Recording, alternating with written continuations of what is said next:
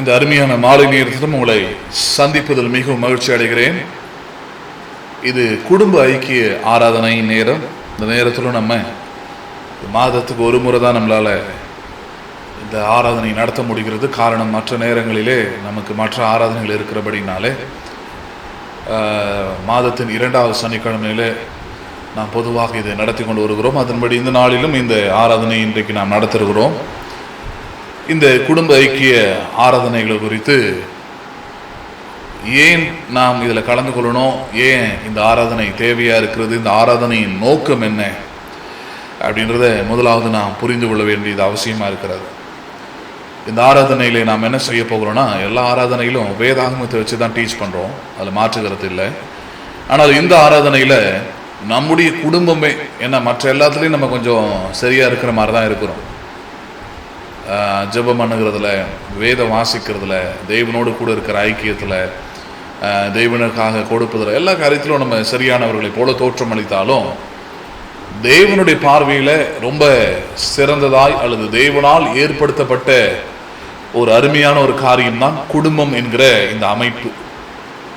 குடும்பம் என்கிற இந்த காரியம் ஏதோ மனுஷனுடைய இருதயத்தில் தோன்றின ஒரு திட்டம் அல்ல. Family is the plan of God. குடும்பம் என்பது தேவனால் திட்டமிடப்பட்டு தேவனால் உருவாக்கப்பட்ட ஒரு அருமையான ஒரு காரியம், அமைப்பாக இருக்கிறது. இப்போ என்ன ஆச்சு, மனுஷனுக்குள்ள பாவம் வந்த பிறகு பிசாசு எதை கெடுக்கிறான் என்றால் தேவனுடைய திட்டங்களை தான் கெடுத்து கொண்டு வருகிறான்.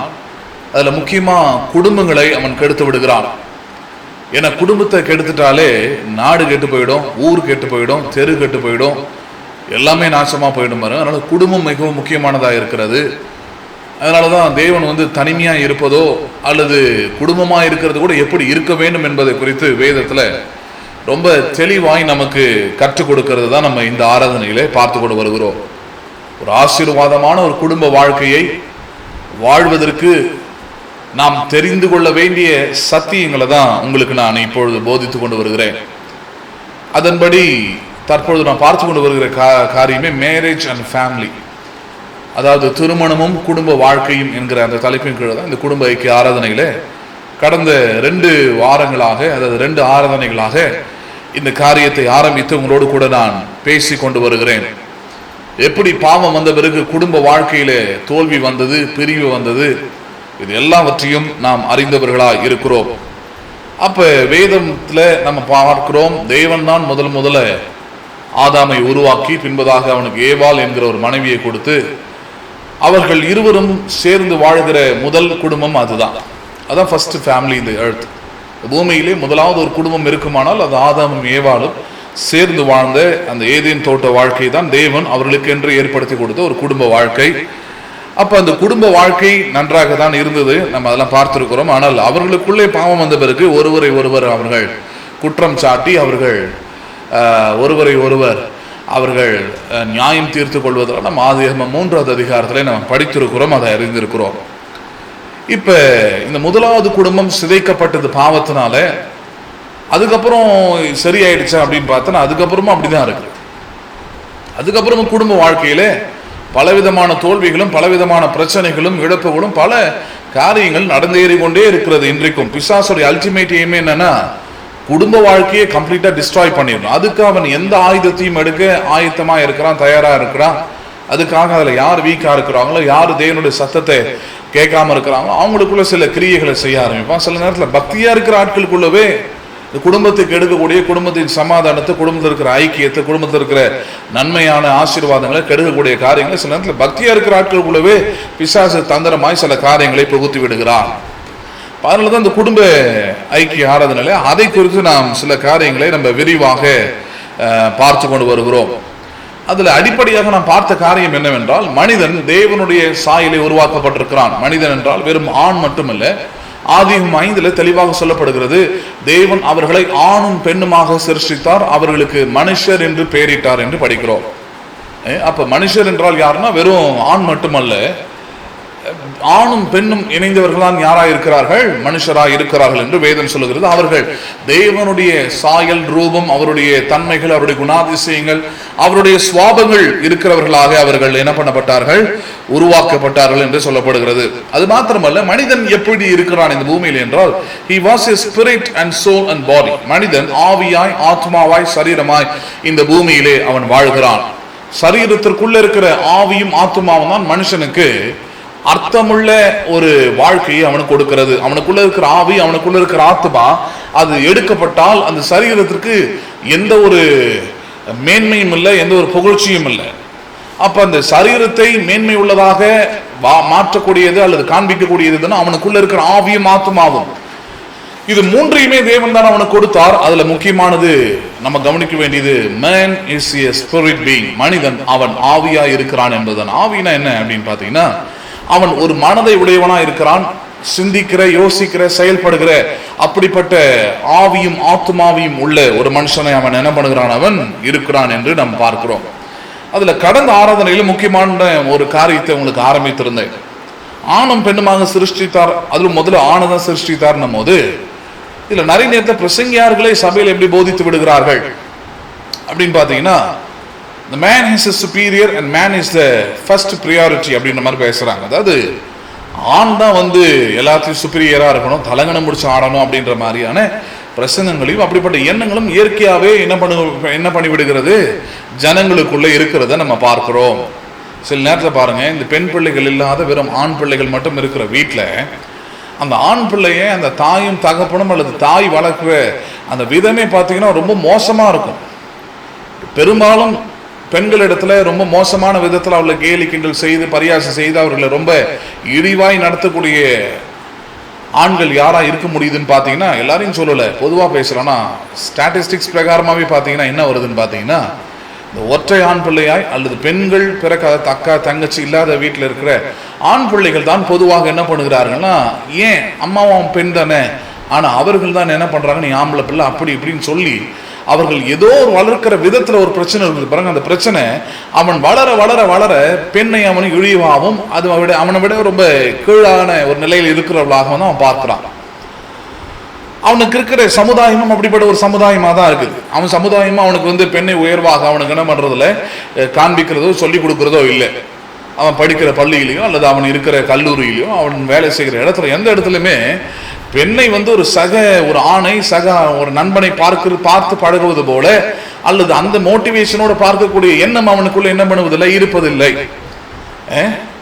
அப்ப மற்ற ஆண்களும் தவறு செய்யறது இல்லையான்னா அவங்களுக்கு ஓரளவுக்கு அண்டர்ஸ்டாண்ட் பண்றாங்க. ஏன்னா இவங்களுக்கு அந்த வாய்ப்பே இல்லாம இருக்குது பாருங்க.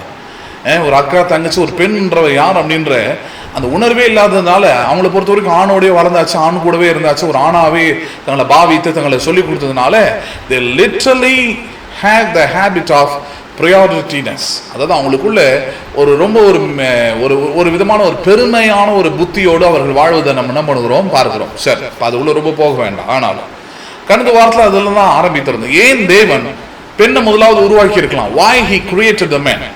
வேதம் அப்படிதான் சொல்லுகிறது, அதில் மாற்று கருத்து இல்லை. ஏன்னா இதுல கடந்த வாரத்தில் சொல்லுது எப்படியெல்லாம் இது உலகத்துல நீங்க தாக்கத்தை உண்டாக்குது.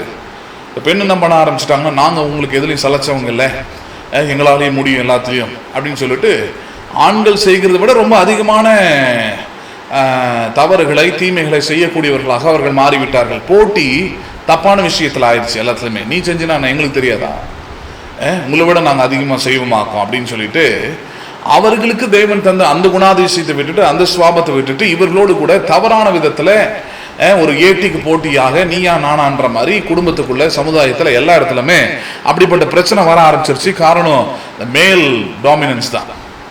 காரணம் இந்த ஆண் ஆதிக்கம் சொல்றாங்க. இந்த ஆண் ஆதிக்கம்ன்றது அவங்களுக்குள்ள ஒரு தாழ்வு மனப்பான்மையை உருவாக்குறது, அவங்களுக்குள்ள ஒரு இன்ஃபீரியாரிட்டி காம்ப்ளெக்ஸ் உருவாக்கி பெண்களுக்குள்ள அவங்க பார்க்குறாங்க, இவன் மட்டும் தான் ஆடணுமா, இவனால தான் முடியுமா, என்னால முடியாது அப்படின்ற ஒரு போட்டி தான் இருக்குதே தவிர அங்கு தேவன் ரெண்டு பேரையும் இணைக்கும் போது இருந்த அந்த அன்பு எப்படி இல்லாமல் போயிற்று என்பதை கடந்த வாரத்தில் உங்களுக்கு என்ன பண்ணினேன் நான் காண்பித்தேன். அதாவது பாவ கலாச்சாரம் பெருகி அன்பின் கலாச்சாரம் இல்லாமல் போயிடுச்சு. இன்னைக்கும் குடும்பத்தில் பிரச்சனை தான். குடும்பத்துக்குள்ளே அவர்கள் இணைக்கப்படுவதா இருக்கட்டும், இணைக்கப்பட்டிருக்கிற சூழ்நிலையா இருக்கட்டும், எல்லாமே எப்படி இருக்குது, ஒரு ஆணும் மேனியும் பார்த்தீங்கன்னா ஒரு பாவ கலாச்சாரத்தில் தான் இணைக்கப்படுகிறார்கள். இதில் தான் இணைக்கப்படுகிறார்கள். ஆமா, they are dent on the fellowship of sin culture. அவர்கள் எப்படி இணைக்கப்பட்டிருக்கிறார்கள் அப்படின்னு பார்த்தீங்கன்னா, வேதத்தின்படி அல்ல, பாவத்தின் கலாச்சாரத்திலிருந்து உருவாக்கப்பட்ட சில காரியங்களாலே அவர்கள் என்ன பண்ணப்பட்டிருக்கிறார்கள், இணைக்கப்பட்டவர்களாக இருக்கிறார்கள். அதனாலதான் வேதம் நமக்கு என்ன பண்ணுறதுன்னா தெளிவாக சொல்லிக் கொடுக்குது. ஏன் தேவன் மனுஷனை முதலாவது சிருஷ்டித்தார் அப்படின்னா, everything God has a purpose. தேவன் பாருங்க, எந்த ஒரு காரியத்தை அவர் செய்தாலும் நோக்கம் இல்லாமல் அவர் செய்வதில்லை, திட்டமிடாமல் செய்வதில்லை. எதை செய்தாலும் ஒரு நோக்கத்தோடு திட்டத்தோடு தான் என்ன பண்ணியிருக்கிறார், அவர் செய்திருக்கிறார். அப்ப அவர் உருவாக்கும் போது கண்டிப்பா என்ன பண்ணியிருக்கிறாரு, ஒரு நோக்கத்தோடு தான் அவர் உருவாக்கி இருக்கிறாரு. அந்த நோக்கம் என்னது என்பதுதான் இன்னைக்கு கொஞ்சம் விரிவாய் நம்ம போய் பார்க்க போறோம். நீங்க நினைக்கலாம் ஆண்களை பத்தி தான் பேச போறீங்களா அப்படின்னு. எல்லாரும் தெரிஞ்சுக்கணும் இதை. Every one should know. தெரியாதவங்களுக்கு நீங்க தான் சொல்லிக் கொடுக்கணும். நாளைக்கு உங்களுக்கு கணவனுக்கோ அல்லது இப்ப இருக்கிற கணவனுக்கோ அல்லது உங்களுடைய தம்பிக்கோ அண்ணனுக்கோ, ஆண்களுக்கு ஆக மொத்தம் யாரா இருந்தாலும் உங்களோடு கூட இருக்கிறவங்களுக்கு நீங்கள் தான் அவர்கள் யார், அவர்களுக்கு என்ன நோக்கத்தோடு தேவன் அவர்களை உண்டாக்கி இருக்கிறார் என்பதை நீங்க அறிந்து கொண்டாதான் நீங்களும் சொல்ல முடியும். உங்களுக்கும் தெரியலன்னா அப்புறம் சொல்ல முடியாது. இப்போ ஆண்கள் கேட்டிருந்தாலும் சந்தோஷம், பெண்கள் கேட்கிறீங்கனாலும் உங்களுக்கு ஒன்றும் பிரச்சனை இல்லை. நீங்களும் என்ன பண்ணலாம், இதை அறிந்திருக்க வேண்டிய சத்தியம் தான். ஏன்னா முதலாவது அவன் தான் உருவாக்கப்பட்டிருக்கிறான். இந்த ஆராதனையில் எல்லாத்தையும் மிக்ஸ் பண்ணி தான் பார்க்க போறோம். அதனால இந்த குடும்ப ஐக்கிய ஆராதனைன்றதுனால குடும்பத்தில் இருக்கிற ஆண், பெண், புருஷன், மனைவி, பிள்ளைகள் எல்லாருடைய கல்ச்சரையும் தான் பார்க்க போறோம், அல்லது எல்லாருடைய பர்பஸ் ஆஃப் லைஃபையும் தான் பார்க்க போறோம். அதனால இப்பதான் ஆரம்பிச்சிருக்கிறதுனால இதுதான் 3வது ஆராதனை. அதனால இதுல கவனம் செலுத்த ஆரம்பிப்போம். அப்ப தேவன் ஏன் ஆணை முதலாவது உண்டாக்கினார், அவனுக்கு குறித்து தேவனுடைய திட்டம் என்ன, இது எல்லாத்தையும் நம்ம இன்னைக்கு கவனிக்க போறோம். எடுத்துக்கொள்வோம். முதலாவது ஆதியாகமம் 2வது அதிகாரம் 7வது வசனத்தை பார்ப்போம். ஆதியாகமம் 2வது அதிகாரம் 7வது வசனத்தை நாம் பார்ப்போம். ஆதியாகமம் 2:7. தேவனாகிய கர்த்தர் மனுஷனை பூமியின் மண்ணினாலே உருவாக்கி ஜீவ சுவாசத்தை அவன் நாசியிலே ஊதினார், மனுஷன் ஜீவ ஆத்மாவானான். இங்கதான் முக்கியமான ஒரு சத்தியம் கொடுக்கப்பட்டிருக்கிறது. மனுஷனை தேவன் உருவாக்குறார், அது ஆணை முதல்ல உருவாக்குறார். உருவாக்கும் போது மண்ணினாலே உருவாக்கி எல்லாம் செஞ்சாச்சு, சரீரமா இருக்கிறான் மனுஷன். இப்ப ஆனால் அவன் செயல்படும்படியாக இல்லை. காரணம், அவனுக்குள்ள ஜீவன் இல்லை, அவனுக்குள்ள ஆத்மாவும் இல்லை. அப்ப என்ன பண்ணப்படுகிறது, தேவன் இங்கு செய்கிறார், ஜீவ சுவாசத்தை அவன் நாசியில என்ன பண்ணுகிறார், அங்க ஊதினார், மனுஷன் ஜீவ ஆத்மாவானான். ஜீவனுள்ள ஒரு ஆத்மாவாய் என்ன பண்ணுகிறான், அவன் மாறுகிறான். ஆத்மான மனம், சிந்திக்கிற, யோசிக்கிற, திட்டமிடுகிற நோக்கத்தை உடைய அப்படிப்பட்ட ஒரு இடத்துக்கு பேர் தான் மனம், மைண்ட் ஆங்கிலத்தில் சொல்றோம் இல்லையா. மனுஷனை தேவன் அப்படிப்பட்டவனாக என்ன பண்ணியிருக்கிறாங்க, சிருஷ்டித்திருக்கிறார்.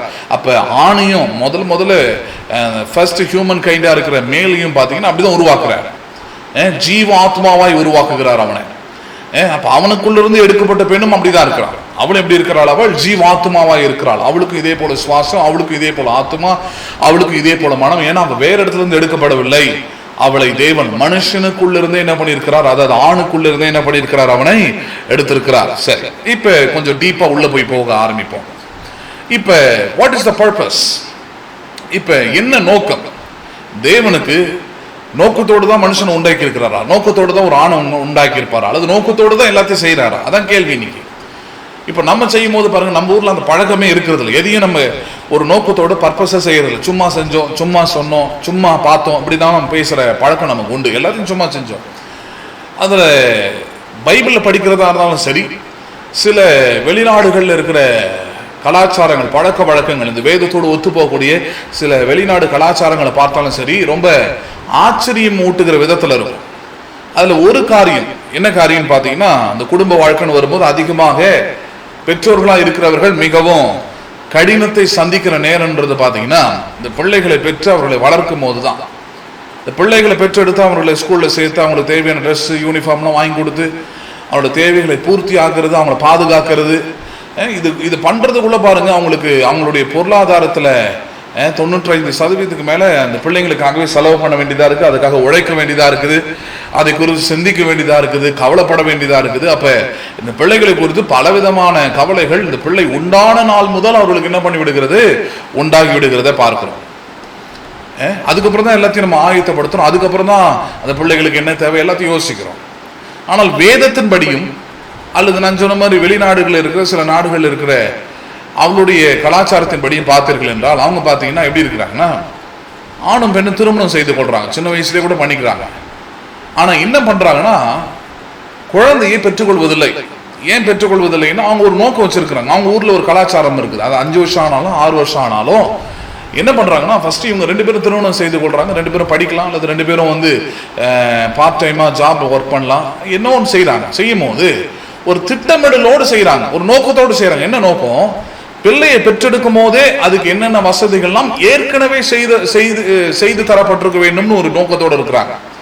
பிள்ளையை பிறக்கல, பிள்ளையை உண்டாகிறதுக்கு முன்னாடி அந்த பிறக்க போற பிள்ளைக்கு தனியா ரூம் இருக்கணும். அதுக்கு தேவையான ஃபர்ஸ்ட் 6 மந்த் அல்லது 1 இயர்க்குரிய ட்ரெஸ்ஸஸ் இருக்கணும். அதுக்கு பேரே, அதாவது குழந்தை பிறக்காத குழந்தைக்கு இன்சூரன்ஸ் அதை ஸ்டார்ட் பண்ணியிருப்பாங்க. இது எல்லாத்தையுமே வெளிநாடுகளில் இன்னைக்கு செய்யறாங்க. என்ன சொல்ல வரேன், இந்த குழந்தை வெளியே வர்றதுக்கு முன்னாடி, உருவாவதற்கு முன்பதாகவே அதுக்கு தேவையான எல்லா ஆயத்தங்களும் முன்பதாகவே என்ன பண்ணப்படுகிறது, செய்து வைக்கப்படுகிறது. இப்ப நம்ம ஊர் எடுத்துக்கிட்டீங்கன்னா அப்படி தலைகீழ இருக்கும். வந்தா பார்த்துக்கலாம் அப்படின்ற விட்டதனுடைய விளைவு தான் ஆயிடுது, வந்த பிறகு பெரிய தலைவலி ஆயிடுது. அப்ப நான் சொல்றது மாதிரி இது எப்படி வேதத்தோடு கனெக்டடா இருக்குதுன்னு பாத்தீங்கன்னா, வேதம் அப்படித்தான் சொல்லுது. ஆதியாகமத்திலிருந்து எபேசியர் வரைக்கும் நம்ம பார்க்கிறோம். எல்லா இடத்துல என்ன சொல்லப்படுகிறது, தேவன் ஆதியாகமத்தில் சொல்றது, தேவன் முதலாவது வானத்தையும் பூமியும் எல்லாத்தையும் சிருஷ்டித்து மனுஷனுக்கு தேவையான எல்லாவற்றையும் 5 நாட்கள் சிருஷ்டித்து 6வது நாள் தான் கடைசியை கொண்டு வந்து யாரை வைக்கிறார், அங்க மனிதனை கொண்டு வந்து வைக்கிறார். அது வரைக்கும் எல்லாத்தையும் சிருஷ்டிக்கிறார், மனுஷனுக்கு தேவையான எல்லாவற்றையும் சிருஷ்டித்து கடைசியா தான் மனுஷனை உருவாக்குறாரு. என்ன சொல்ல வராரு, மனுஷனை உருவாக்கிட்டு அவசர அவசரமா இது வேணும் அது வேணும் அப்படின்ற அந்த சிந்தனை அவருக்கு இல்லை. எல்லாவற்றையும் முதலாவது அவனுக்கு செய்து முடித்து கொடுத்துட்டு அதுக்கப்புறம் தான் மனுஷன் என்ன பண்றாரு, இங்க கொண்டு வரதை நம்ம பார்க்கிறோம். ஒண்ணு எபேசியர் எல்லாம் பார்க்கும்போது சொல்றது, உலக தோற்றத்துக்கு முன்பதாகவே மனுஷன் யாரா இருப்பான், என்ன செய்வான், எப்படி அவன் பாவத்துல விழுந்து போவான், அவனுக்கு எப்படி ரட்சிப்பு தேவை, அதுக்காக எப்படி இயேசுவான், இப்படிப்பட்ட காரியங்கள் எல்லாம் உலக தோற்றத்துக்கு முன்பதாகவே God has already planned about us. தேவன் நம்மை குறித்து ஏற்கனவே திட்டமிட்டு அதற்குரிய காரியங்களை ஏற்கனவே நேர்த்தியாய் நமக்கு என்ன பண்ணியிருக்கிறார், அவர் செய்திருக்கிறாரா. அப்ப இந்த 2 தீமோத்தேயு 1வது அதிகாரத்துல ஒரு வசனத்தை நம்ம படிக்க போறோம். என்ன கவனிக்க போறோம்னா, தேவன் எதை செய்தாலும் ஒரு பெரிய நோக்கத்தோடு தான் செய்கிறார், நோக்கம் இல்லாமல் அவர் செய்வதில்லை. ஆணை முதலாவது உண்டாக்க வேண்டியது ஏன், ஏன்னா அதுக்கும் ஒரு நோக்கம் இருந்தது, அதை குறித்து பார்க்க போறோம். ஆனா அதுக்கு முன்னாடி பார்க்க வேண்டியது என்னன்னா, அவர் நோக்கத்தோடு தான் எல்லாவற்றையும் என்ன பண்ணுகிறார், அவர் செய்கிறார் என்பதை நம்ம முதல்ல அறிந்து கொள்ளணும். எடுத்துக்கொள்ளும் 2 தீமோத்தேயு 1வது அதிகாரம் 9 மற்றும் 10வது வசனத்தை நாம் பார்ப்போம். 2 தீமோத்தேயு 1:9 மற்றும் 10வது வசனம். 2 தீமோத்தேயு 1வது அதிகாரம் 9 மற்றும் 10வது வசனத்தை நாம் பார்ப்போம். அவர் நம்முடைய கிரியைகளின்படி நம்மை ரட்சிக்காமல் தம்முடைய தீர்மானத்தின்படியும், அதான் அந்த பாயிண்ட், எதன்படி அவர் is already planned about us, ஏற்கனவே முடிவு பண்ணியிருக்கிறார், ஏற்கனவே தீர்மானம் பண்ணிட்டாரா. எப்படி ரட்சிக்கவில்லையா, நம்முடைய கிரியைகளின்படி நம்ம ரட்சிப்புன்றத திடீர்னு வந்து பெற்றுக்கொள்ள, ஏதோ நான் வந்து சபைக்கு வந்தேன், ஏதோ ஒழுக்கமா இருந்தேன், ஏதோ காணிக்கலாம் கொடுத்தேன், ஏதோ ஜெபம் பண்ணேன், ஏதோ சரியா இருந்தேன், ஏதோ நான் அப்படி இல்லை. நம்முடைய கிரியைகளின்படி நம்மை அவர் ரட்சிக்காமல் நம்மை ரட்சிப்பதை குறித்த தீர்மானத்தை ஏற்கனவே தேவன் அவர் ஏற்கனவே தனக்குள்ளாக அவர் திட்டமிட்டவராயிருந்தாரா. அதான் சொல்லுகிறது, தம்முடைய தீர்மானத்தின்படியும் ஆதி காலம் முதல் கிறிஸ்து இயேசுவுக்குள் நமக்கு அருளப்பட்ட கிருபையின்படியும் நம்மை ரட்சித்து பரிசுத்த அழைப்பிலே அடைத்தார். நம்முடைய இரட்சகராகிய இயேசு கிறிஸ்து பிரசன்னமானதிலே அந்த கிருபை இப்பொழுது வெளிப்படுத்தப்பட்டது. அவர் மரணத்தை பரிகரித்து ஜீவனையும் அழியாமையும் சுவிசேஷத்தினாலே வெளிரங்கமாக்கினார். இன்னைக்கு நம்ம பெற்றிருக்கிற ரட்சிப்பு, இன்னைக்கு நம்ம பெற்றிருக்கிற எல்லா காரியமும் இதெல்லாம் ஏற்கனவே தேவன் என்ன பண்ணிருக்கிறாரா, இயேசு கிறிஸ்துவின் மூலமாக அதை ஏற்படுத்தி திட்டமிட்டு அதை தீர்மானம் பண்ணி வைத்திருந்த காரியத்தை தான் இன்னைக்கு நம்ம பெற்றிருக்கிறோம். இன்னைக்கு நம்ம பெற்றிருக்கிற ரட்சிப்பு, இன்னைக்கு நம்ம பெற்றிருக்கிற ஆவியானவர், இன்னைக்கு நம்ம பெற்றிருக்கிற ஆசீர்வாதங்கள், இன்னைக்கு நம்ம பெற்றிருக்கிற நன்மைகள் எல்லாமே ஏற்கனவே தேவனால் தீர்மானிக்கப்பட்டு இயேசு கிறிஸ்துவின் மூலமாக ஏற்ற காலத்துல பிதாவானவர் நமக்கு என்ன பண்ணிருக்கிறார், அவர்களை வெளியரங்கமாக்கி இருக்கிறார். அப்ப வேதம் தெளிவா சொல்லுது, ஏற்கனவே அவர் தேவன் எல்லாவற்றையும் தீர்மானிக்கிறவராய் இருக்கிறார். அப்ப ஏன் ஆணை முதலாவது உண்டாக்கணும்னா, he has already planned, அவர் ஏதோ ஒரு நோக்கத்தோடு அதை என்ன பண்ணியிருக்கிறார், அவர் செய்திருக்கிறார். அப்ப இது குறித்து தான் பார்க்க போறோம். ஏன், why God created male first, ஏன் ஆணை தேவன் முதலாவது உருவாக்கினார்னா, அவன் ரொம்ப சுப்பீரியரா தலகணம் முடிச்சு ஆடுறதுக்கு நான் ஆம்பளையாக்கும், நான் தான் முதல்ல வந்தேன் அப்படின்றதுக்காக இல்ல, அவனுக்காக ஒரு 3 விதமான பொறுப்புகள் அல்லது அவனை நம்பி ஒரு 3 விதமான திட்டங்களோடு தீர்மானத்தோடு தேவன் என்ன பண்ணியிருக்கிறார், அவனை உருவாக்கி இருக்கிறார். 3 தீர்மானங்கள், அதுதான் என்னன்னு பார்க்க போறோம். ஆனா ஏன் முதலாவது உருவாக்கணும் போது தேவன் 3 விதமான தீர்மானங்களோடு தான் உருவாக்குறார். அந்த 3 விதமான தீர்மானங்களை இன்றைக்கு முதலாவது தான் பார்க்க போறோம். ஆனா முதல்ல 3 சொல்லிடுறேன் என்னென்ன தீர்மானங்கள்ன்றத. முதலாவது தீர்மானம், the first created male because for a purpose. அதாவது முதலாவது ஆண் உருவாக்கப்பட்டது எதற்காகனா ஒரு நோக்கத்திற்காக தேவன் முதலாவது என்ன பண்ணியிருக்கிறார், அவனை உருவாக்கி விட்டார். ஒரு பில்டிங்கை நம்ம கட்டுறோம்னு வச்சுக்கோங்களேன், கட்டுறதுக்கு முன்னாடி ஃபர்ஸ்ட் என்ன பண்றோம் அப்படின்னு பாத்தீங்கன்னா ஃபவுண்டேஷன் ஒன்று போடுறோம். ஃபவுண்டேஷன் போட்டு அதுக்கு மேலதான் பில்டிங் எழுப்புறோம். ஃபர்ஸ்ட் ஃபவுண்டேஷன் தான் வருது. அதே போல இந்த சமுதாயத்தை, ஒரு குடும்பம் என்கிற அமைப்பை இதை உருவாக்குறதுக்கு முன்னாடி மனைவி பிள்ளைகள் இப்படிப்பட்ட அமைப்பு வருவதற்கு முன்னாடி, இப்படிப்பட்ட உறவுகள் வர்றதுக்கு முன்னாடி first foundation of the family or the first foundation of the society, சமுதாயத்தின் அல்லது ஒரு குடும்பத்தின் அடித்தளமாக தேவனால் தீர்மானிக்கப்பட்ட ஒரு காரியம் தான் முதலாவது ஆணை என்ன பண்ணியிருக்கிறார், தேவன் உருவாக்கி இருக்கிறது. So the first purpose, எதுக்காக அவன் உருவாக்கி இருக்கிறார், முதலாவது ஒரு நோக்கத்தோடு என்ன பண்ணியிருக்கிறார், அவனை உருவாக்கி. அதான் இன்னைக்கு பார்க்க போறோம். ஒண்ணு.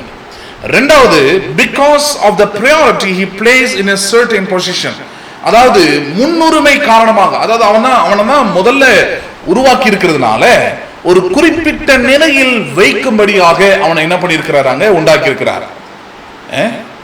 இது 3 கவனிக்க போறோம். ரெண்டாவது காரியம் என்னது, அவன் தான் முதல்ல உருவாக்கப்பட்டிருக்கிறான். அவன் உருவாக்க ஒரு நோக்கத்தோடு அவன் உருவாக்கி இருக்கிறதுனால அந்த நோக்கத்தை அவன் செயல்படுத்த பொசிஷன், ஒரு குறிப்பிட்ட நிலையில் வைத்து அவனை செயலாற்றும்படியாக தேவன் என்ன பண்ணியிருக்கிறார், அவனை உண்டாக்கி இருக்கிறார். 2. மூன்றாவது, he gives a clear assignment. அவனை குறித்து தேவன் என்ன பண்ணியிருக்கிறாரு, ஒரு தெளிவான ஒரு வேலையை உண்டாக்கி கொடுத்திருக்கிறார். ஒரு ஆண் என்ன வேலையை செய்யணும், அதுக்காக தான் நீ ஃபர்ஸ்ட் உன்னை என்ன பண்ணியிருக்கிறேன், நான் உருவாக்கி இருக்கிறேன் அப்படின்ற இந்த 3 காரியத்தையும், இந்த 3 காரியத்தின் தீர்மானத்தின்படிதான் தேவன் ஆணை முதலாவது என்ன பண்ணியிருக்கிறார், அந்த பூமியிலே உருவாக்கி இருக்கிறார். இது நம்ம போக போக உங்களுக்கு புரிய ஆரம்பிக்கும். ஃபர்ஸ்ட் கொஞ்சம் கஷ்டமா இருந்தாலும் you start listening continually, you can understand it. So தொடர்ச்சியை நீங்க கேட்கும் போது எளிதாக நீங்கள் புரிந்து கொள்ள முடியும். அதுல முதல் காரியம், ஏன் தேவன் ஆணை உண்டாக்கினார், முதலாவது ஒரு நோக்கத்தோடு என்ன பண்ணியிருக்கிறார், அவர் உண்டாக்கி இருக்கிறார். வாட் இஸ் த பர்பஸ், அதான் இன்றைக்கு நாம் பார்க்க போகிறோம். ஏன் தேவன் மனுஷனை முதலாவது உண்டாக்கினார்னா அதுக்கு பதிலே, man is the first to listen God's instructions about life. அதாவது வாழ்க்கையை குறித்து முதலாவது தேவனுடைய கட்டளைகளை, பிரமாணங்களை, அவருடைய சுத்தத்தை, விருப்பத்தை கேட்பதற்கு அல்லது அறிந்து கொள்வதற்கு தான் தேவன் மனுஷனை முதலாவது என்ன பண்ணியிருக்கிறாரா, சிருஷ்டித்திருக்கிறார். ஏன் மனுஷன் இந்த பூமியில் உண்டாக்கப்பட்டிருக்கிறான்னா, நான் ஆணா இருக்கிறேன், நான் மீசை வச்சிருக்கிறேன், அதுக்காக இல்ல.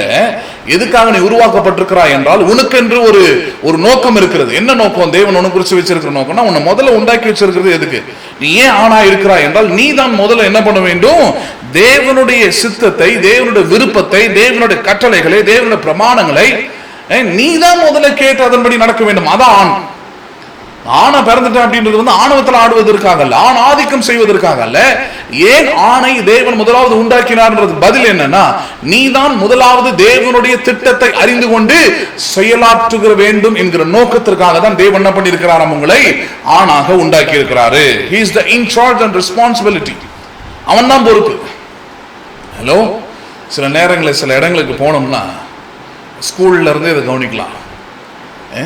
9 மணிக்கு ஸ்கூலுக்கு, இப்பெல்லாம் 8 மணிக்கு வைக்கிறாங்க தெரியல, 9 o'clock ஸ்கூலுக்கு ஒரு 8:30 மணிக்கு 8:15 போயிட்டீங்கன்னா அங்கே இருக்கிற இன்சார்ஜாக இருக்கிறவங்க யாராவது செக்யூரிட்டி இல்லை வேற யாராவது சொல்லுவாங்க, பாருங்க நான் போய் சாப்பிட்டுக்கிட்டு வந்துடுறேன், அது வரைக்கும் நீ என்ன பண்ணிக்க, கொஞ்சம் பத்திரமா இந்த இடத்த ஸ்கூலை பார்த்துக்கோ.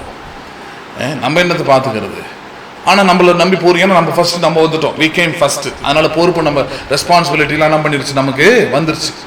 ஒரு வீட்டில் முதல் குழந்தை பிறக்கட்டும், அது ஆணாக இருக்கட்டும் பெண்ணாக இருக்கட்டும், அவங்க அந்த வீட்டில் இருக்கிற அந்த பெண்ணுக்கோ ஆணுக்கோ அது முதலாவது குழந்தைக்கு அடுத்தது பிறக்கிற எந்த பிள்ளையா இருந்தாலும் அந்த பிள்ளைகளுக்குரிய ரெஸ்பான்சிபிலிட்டி யாருக்கு வந்துருது, முதலாவது பிறந்த குழந்தைக்கு தான் வந்துருது. எனக்கு அதெல்லாம் தெரியாதுன்னு சொல்ல முடியாது, ஆட்டோமேட்டிக்லி கம்மி.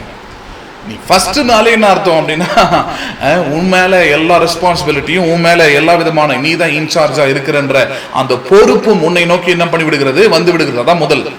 இப்போ தேவன் ஆணை தான் முதல்ல உருவாக்கினார் அப்படின்றது ஆணவத்தில் ஆடுவதற்காக அல்ல, ஆணை உருவாக்கினது நோக்கம் இருக்கிறது. அந்த நோக்கம் என்னன்னா, நீ தான் பொறுப்பு, நீ தான் இன்சார்ஜ், நீ தான் ரெஸ்பான்சிபிலிட்டி. அதனாலதான் வேதம் பார்த்தீங்கன்னா ஆணை பத்தி பேசும்போது தெளிவாய் சில காரியங்களை நமக்கு போதிக்குது. பாவம் செஞ்ச பிறகு ஒரு மனுஷனாலே பாவம் உட்பிரவேசி இருக்கணும், ஆனா செஞ்சது என்னவோ பெண் தான். ஆனா என்ன வருது, ஏன் வருதுன்னா அவன் தான் பொறுப்பு, அவன் தான் ரெஸ்பான்சிபிலிட்டி, அவனை நம்பி தான் கொடுத்தாரு. அதனாலதான் அவனை முதல்ல உருவாக்குனாரு. உன்னை நம்பி இந்த குடும்பத்தை கொடுக்குறேன், உன்னை நம்பி ஒரு பெண்ணை கொடுக்குறேன், உன்னை நம்பி குழந்தைகளை கொடுக்குறேன், உன்னை நம்பி இவ்வளவு பெரிய தோட்டத்தை கொடுக்குறேன். You are the responsibility for this everything. இந்த தோட்டம், இந்த உறவுகள் எல்லாவற்றுக்கும் நீ தான் பொறுப்பு, நீ தான் பத்திரமா பண்படுத்தி பாதுகாக்கணும் அப்படின்ற அந்த பொறுப்பை ஆண்டவர் அவனை நம்பி என்ன பண்ணுகிறாராங்க, கொடுக்கிறார். So he is the in charge. தேவனுடைய நோக்கம் என்ன ஆணை குறித்து, நீ தான் எல்லாவற்றுக்கும் பொறுப்பா இருக்கணும். அதுக்கு தான் முதல்ல ஆணை என்ன பண்ணியிருக்கிறார், அவனை உண்டாக்கி இருக்கிறார். ஒருவேளை நீங்க கேட்கலாம், இது எப்படிங்க நான் புரிஞ்சுக்கிறது, எப்படி நான் இதை அக்செப்ட் பண்ணிக்கிறதுனா, அதுக்கு தான் வசனத்தை பார்க்க போறோம். எடுத்துக்கொள்ளுங்கள் ஆதியாகமம் 2வது அதிகாரம் 8வது வசனத்தை பாருங்கள். ஆதியாகமம் 2:8. தேவனாகிய கர்த்தர் கிழக்கே ஏதேன் என்னும் ஒரு தோட்டத்தை உண்டாக்கி தாம் உருவாக்கின மனுஷனை அதுல என்ன பண்ணினார், அவர் வைத்தார். யாரு? ஆதாம் தான் முதல் மனுஷன். அவனை தான் கொண்டாந்து தாம் உண்டாக்கின ஒரு தோட்டத்துல கொண்டு வந்து ஆதாம வச்சுட்டார். சரி, இப்ப இந்த உண்டாக்கப்பட்ட இந்த மனுஷனுக்கு என்ன நோக்கம் இருக்கிறது, அதாவது தேவன் இவனை குறித்து என்ன நோக்கம் வச்சிருக்கிறாரு அப்படின்றத 15வது வசனத்துல பார்க்கலாம். என்ன நோக்கம், ஏன் இவனை முதலாவது உண்டாக்கி இன்னும் பெண்ணையும் உண்டாக்கல, ஆனா பெண்ணை உண்டாக்குறதுக்கு முன்னாடி நானை உண்டாக்கி என்ன நோக்கத்திற்காக அவன் உருவாக்கப்பட்டான்றத இந்த 15வது வசனத்துல இருந்து சொல்ல ஆரம்பிக்கிறார். என்ன சொல்றாரு பாருங்க. தேவனாகிய கர்த்தர் மனுஷனை, அதாவது ஆணை ஏதேன் தோட்டத்தில் அழைத்து கொண்டு வந்து அதை பண்படுத்தவும் காக்கவும் வைத்தார். பொறுப்பு வந்துருச்சா? ஆணை பிறந்தது நோக்கம் என்ன, பண்படுத்தவும் காக்கவும். உனக்கு தான் முதல் ரெஸ்பான்சிபிலிட்டி, உனக்கு தான் முதல் கடமையே, உனக்கு தான் முதல் பொறுப்பே கொடுக்கப்படுகிறது தேவன். அப்ப வீட்டுல ஒரு ஆணா இருக்கிறீங்க, ஒரு சமுதாயத்தில் ஆணா இருக்கிறீங்கன்னா, you are the first responsibility and in charge. அப்ப அதுதான் சொல்லி கொடுக்கிறார். எப்ப இவ்வளவு பெரிய தோட்டத்துல நீ மட்டும் தான் இருக்கிற, ஒன்னும் வேற மனுஷங்க உருவாகல, உன் மனைவி வரல, அல்லது ஏவாள் வரல, வேற பெண்ணு வரல. ஏன் முதலாவது ஒரு ஆணை உண்டாக்கி உன்னை தோட்டத்தில் கொண்டு வந்து வச்சிருக்கிறனா, நீ தான் இந்த தோட்டத்தை என்ன பண்ண வேண்டும், பண்படுத்தவும் பாதுகாக்க வேண்டும். Because you are the in charge, நீ தான் பொறுப்பு. நிறைய நேரத்தில் குடும்பத்தில் பார்த்தீங்கன்னா ஆண்கள் எஸ்கேப் ஆகிறத ஒரு பெரிய வேலையை வச்சுக்கிட்டு இருக்கிறத பார்க்கணும். ஏன்னா அது பிடிச்சிருக்குது, யாருமே பொறுப்பு எடுத்து தலை மேல போட்டுக்கணும் பண்றதில்ல, ஆசைப்படுறதில்ல, நான் உட்பட. எல்லாத்தையும் தூக்கி நம்ம தலைக்கு மேல போட்டுக்கணும்னு அவசியம் இல்லை, எப்படியாவது எஸ்கேப் ஆயிடுவோம் தான் நம்ம பார்ப்போம். ஏன்னா எல்லாமே எவ்ரிதிங் இஸ் பர்டன், எல்லாமே பாரம் மிகுந்ததான் இருக்குது. அப்ப குடும்ப காரியங்கள் வரும்போது, எந்த காரியம் வரும்போது டக்குனு எஸ்கேப் ஆயிடலாமா, அதுல இருந்து பின் வாங்கிடலாமா அப்படின்னு தான் பாக்குறோம். எல்லாருக்குள்ளயும் அந்த எண்ணங்கள் இருக்குது. அப்ப அதனால என்ன பண்றாரு, தேவன் ஆணை கொண்டு வந்து அவனுக்கு தெளிவாய் அவனை ஏன் முதலாவது உண்டாக்குன, உன்னுடைய நோக்கம், உன்னை குறித்து என்னுடைய நோக்கம் என்ன அப்படின்றத அவனுக்கு சொல்லியே கொடுக்கிறார். உனக்கு இவ்வளவு பெரிய தோட்டத்தை உண்டாக்கி உன்னை கொண்டு வந்து இதுக்குள்ள வச்சிருந்த நோக்கம் என்னன்னா, நீ தான் இந்த தோட்டத்தை என்ன பண்ண வேண்டும், பண்படுத்தவும் பாதுகாக்கவும் வேண்டும்.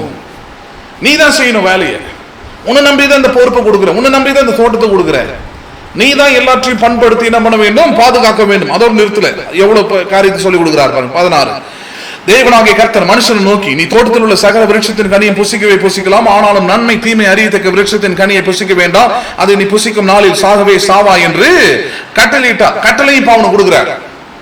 ஆர்டர் என்ன கட்டளை கொடுக்கிறாரு இங்க பாரு, இந்த தோட்டத்தில் இருக்கிற எல்லா கனியும் புசிக்கலாம், ஆனால் நன்மை தீமை அறியத்தக்க கனியை நீ ஒரு நாளும் புசிக்க வேண்டாம், புசிக்கிற நாளில நீ சாகவே என்ன பண்ணுவாய், நீ சாவா என்று என்ன பண்ணுகிறாராங்க, கட்டளையும் கொடுக்கிறாரு. அப்ப கட்டளெல்லாம் கொடுக்கும் போது யாருக்கு தான் கொடுக்குறாரு, முதல்ல ஆணுக்கு தான் கொடுக்குறாரு. அப்போ ஒரு வீட்டில் ஒரு ஆணா இருக்கிறாங்க அல்லது புருஷனா இருக்கிறீங்க அப்படின்னா, ஃபர்ஸ்ட் யூ ஷுட் லிசன். உங்க பொறுப்பை நீங்க தட்டி கழிக்கூடாது, உங்க பொறுப்பை முதல்ல உணர்ந்து கொள்ளணும். ஒரு குடும்பத்தை நடத்துகிறதா இருக்கட்டும், ஒரு சபையை நடத்துகிறதா இருக்கட்டும், ஒரு சமுதாயத்தில் நடந்து கொள்றதா இருக்கட்டும், எல்லாத்துலயுமே ஆண்களாகிய நீங்கள் தான் என்ன இருக்கிறது, உங்களுக்கு ஃபர்ஸ்ட் ப்ரையாரிட்டி, முதல் பொறுப்பு உங்களுக்கு கொடுக்கப்படுகிறது. தேவனுடைய வார்த்தை கீழ்ப்படிந்து முதலாவது காண்பிப்பதற்கு யார் தான் உங்களுக்கு தான் கொடுக்கப்படுது பொறுப்பு. First you should show. ஆனா இருக்கிற நீங்கள் தான் என்ன பண்ணணும், முதன்மையாக எந்த அளவுக்கு நீங்க உண்மையா இருக்கிறீங்க, எந்த அளவுக்கு ஒழுக்கமா இருக்கிறீங்க, எந்த அளவுக்கு அறிவா இருக்கிறீங்க, எந்த அளவுக்கு திறமையா இருக்கிறீங்க, எந்த அளவுக்கு ஆற்றலா இருக்கிறீங்க, எந்த அளவுக்கு தேவனுடைய வார்த்தை கீழ்ப்படுகிறீங்க, எந்த அளவுக்கு தேவனுடைய காரியங்களுக்கு நீங்க மரியாதை கொடுக்குறீங்கன்றத as a man, ஒரு ஆணாய் நீங்கள் தான் என்ன பண்ண வேண்டும், முதலாவது உங்கள் குடும்பத்துக்கோ சபைக்கோ சமுதாயத்துக்கோ நீங்கள் தான் காண்பிக்க வேண்டும். அதுக்கு தான் தேவன் இந்த மனுஷனை உண்டாக்கி இந்த ஆதாமை கொண்டு வந்து முதல்ல சொல்லி கொடுக்குறார். You are the responsible.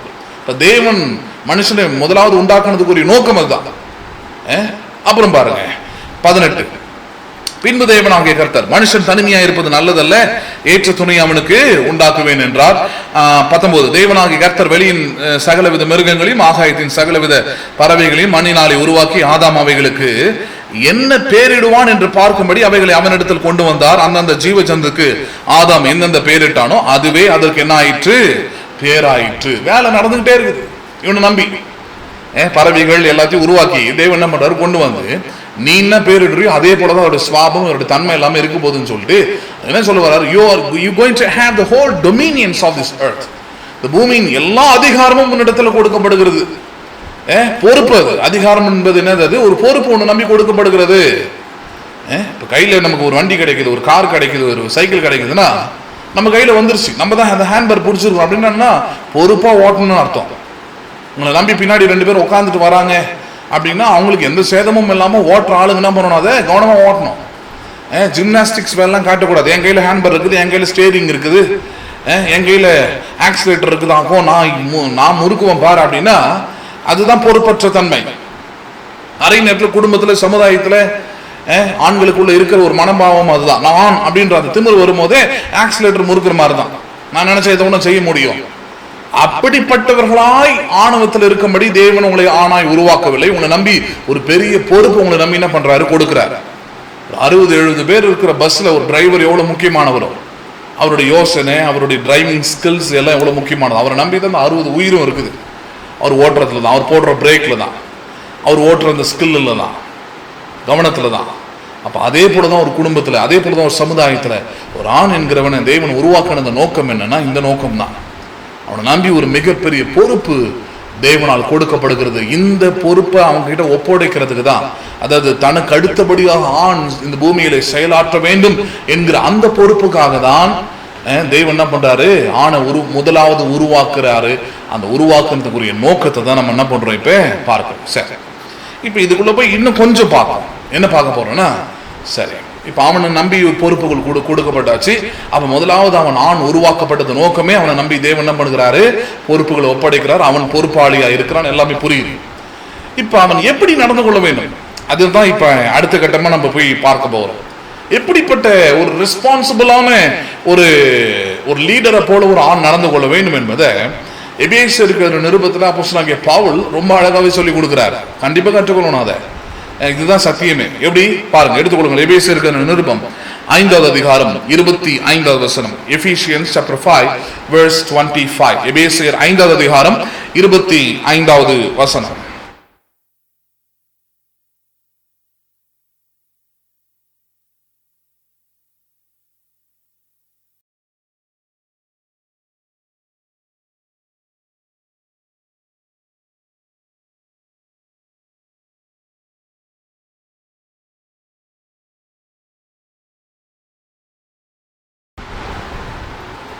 எபேசியர் 5:25 பாருங்க. புருஷர்களே, உங்கள் மனைவிகளில் அன்பு கூறுங்கள், அப்படியே கிறிஸ்துவும் சபையில் அன்பு கூர்ந்து.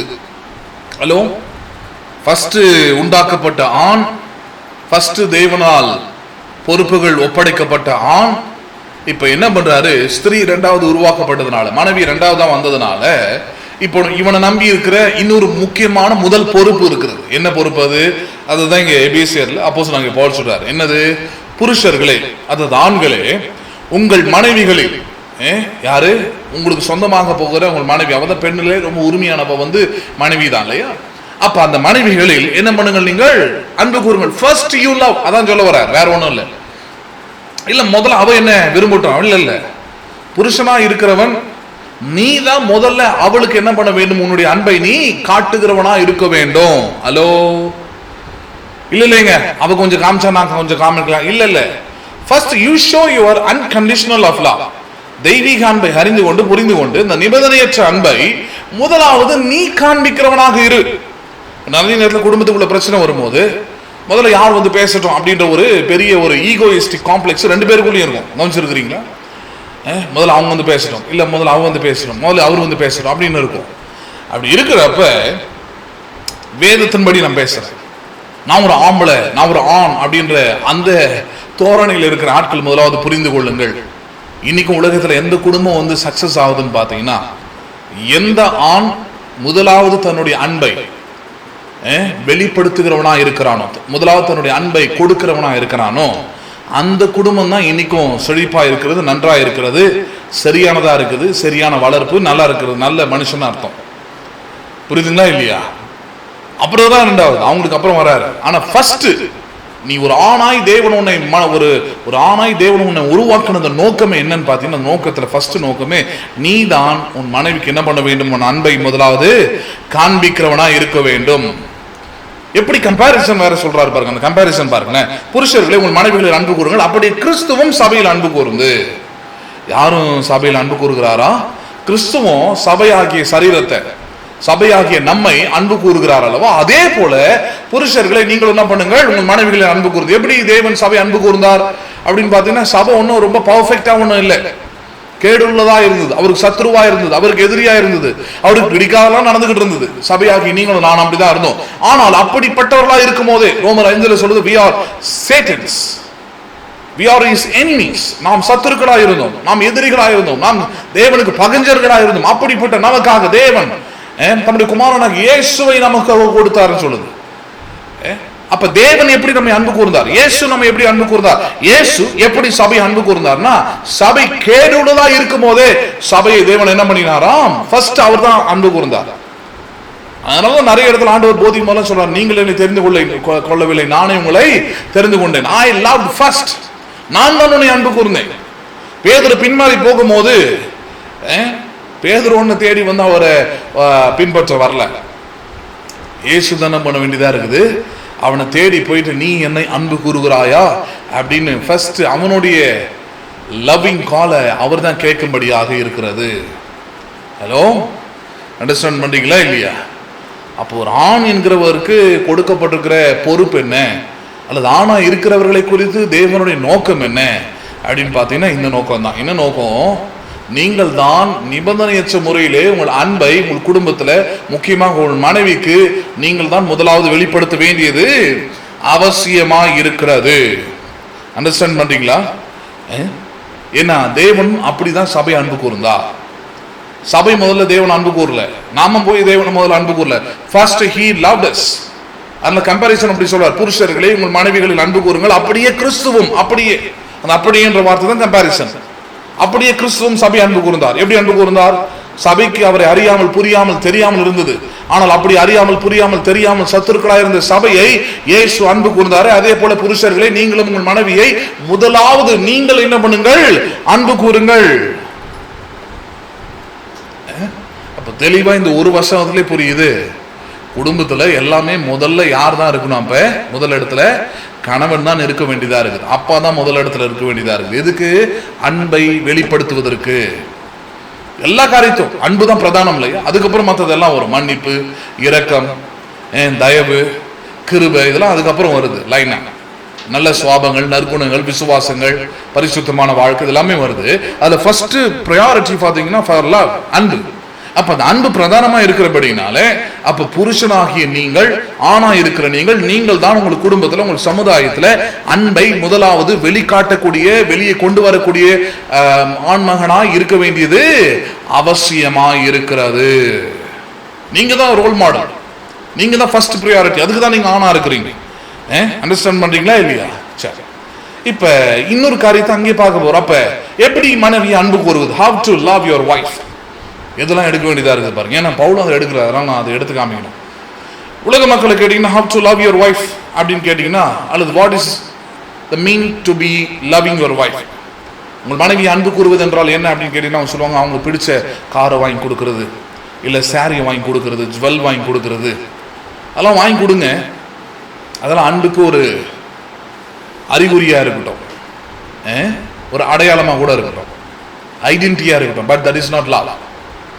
அண்டர்ஸ்டாண்ட் பண்றீங்களா இல்லையா? ஒரு நகை வாங்கி கொடுத்துட்டு, ஒரு கார் வாங்கி கொடுத்துட்டு அதுவே அன்பா இருக்கிறதுன்னு சொல்ல முடியாது. அதெல்லாம் அன்புக்கு ஒரு அடையாளமா இருக்கலாம். இல்லாதவங்க, ஹலோ, அந்த அளவுக்கு கார் வாங்கி கொடுக்குற அளவுக்கு, நகை வாங்கி கொடுக்குற அளவுக்கு பணம் இல்லாதவர்கள் அப்ப மனைவி அன்பை கூற முடியாதா?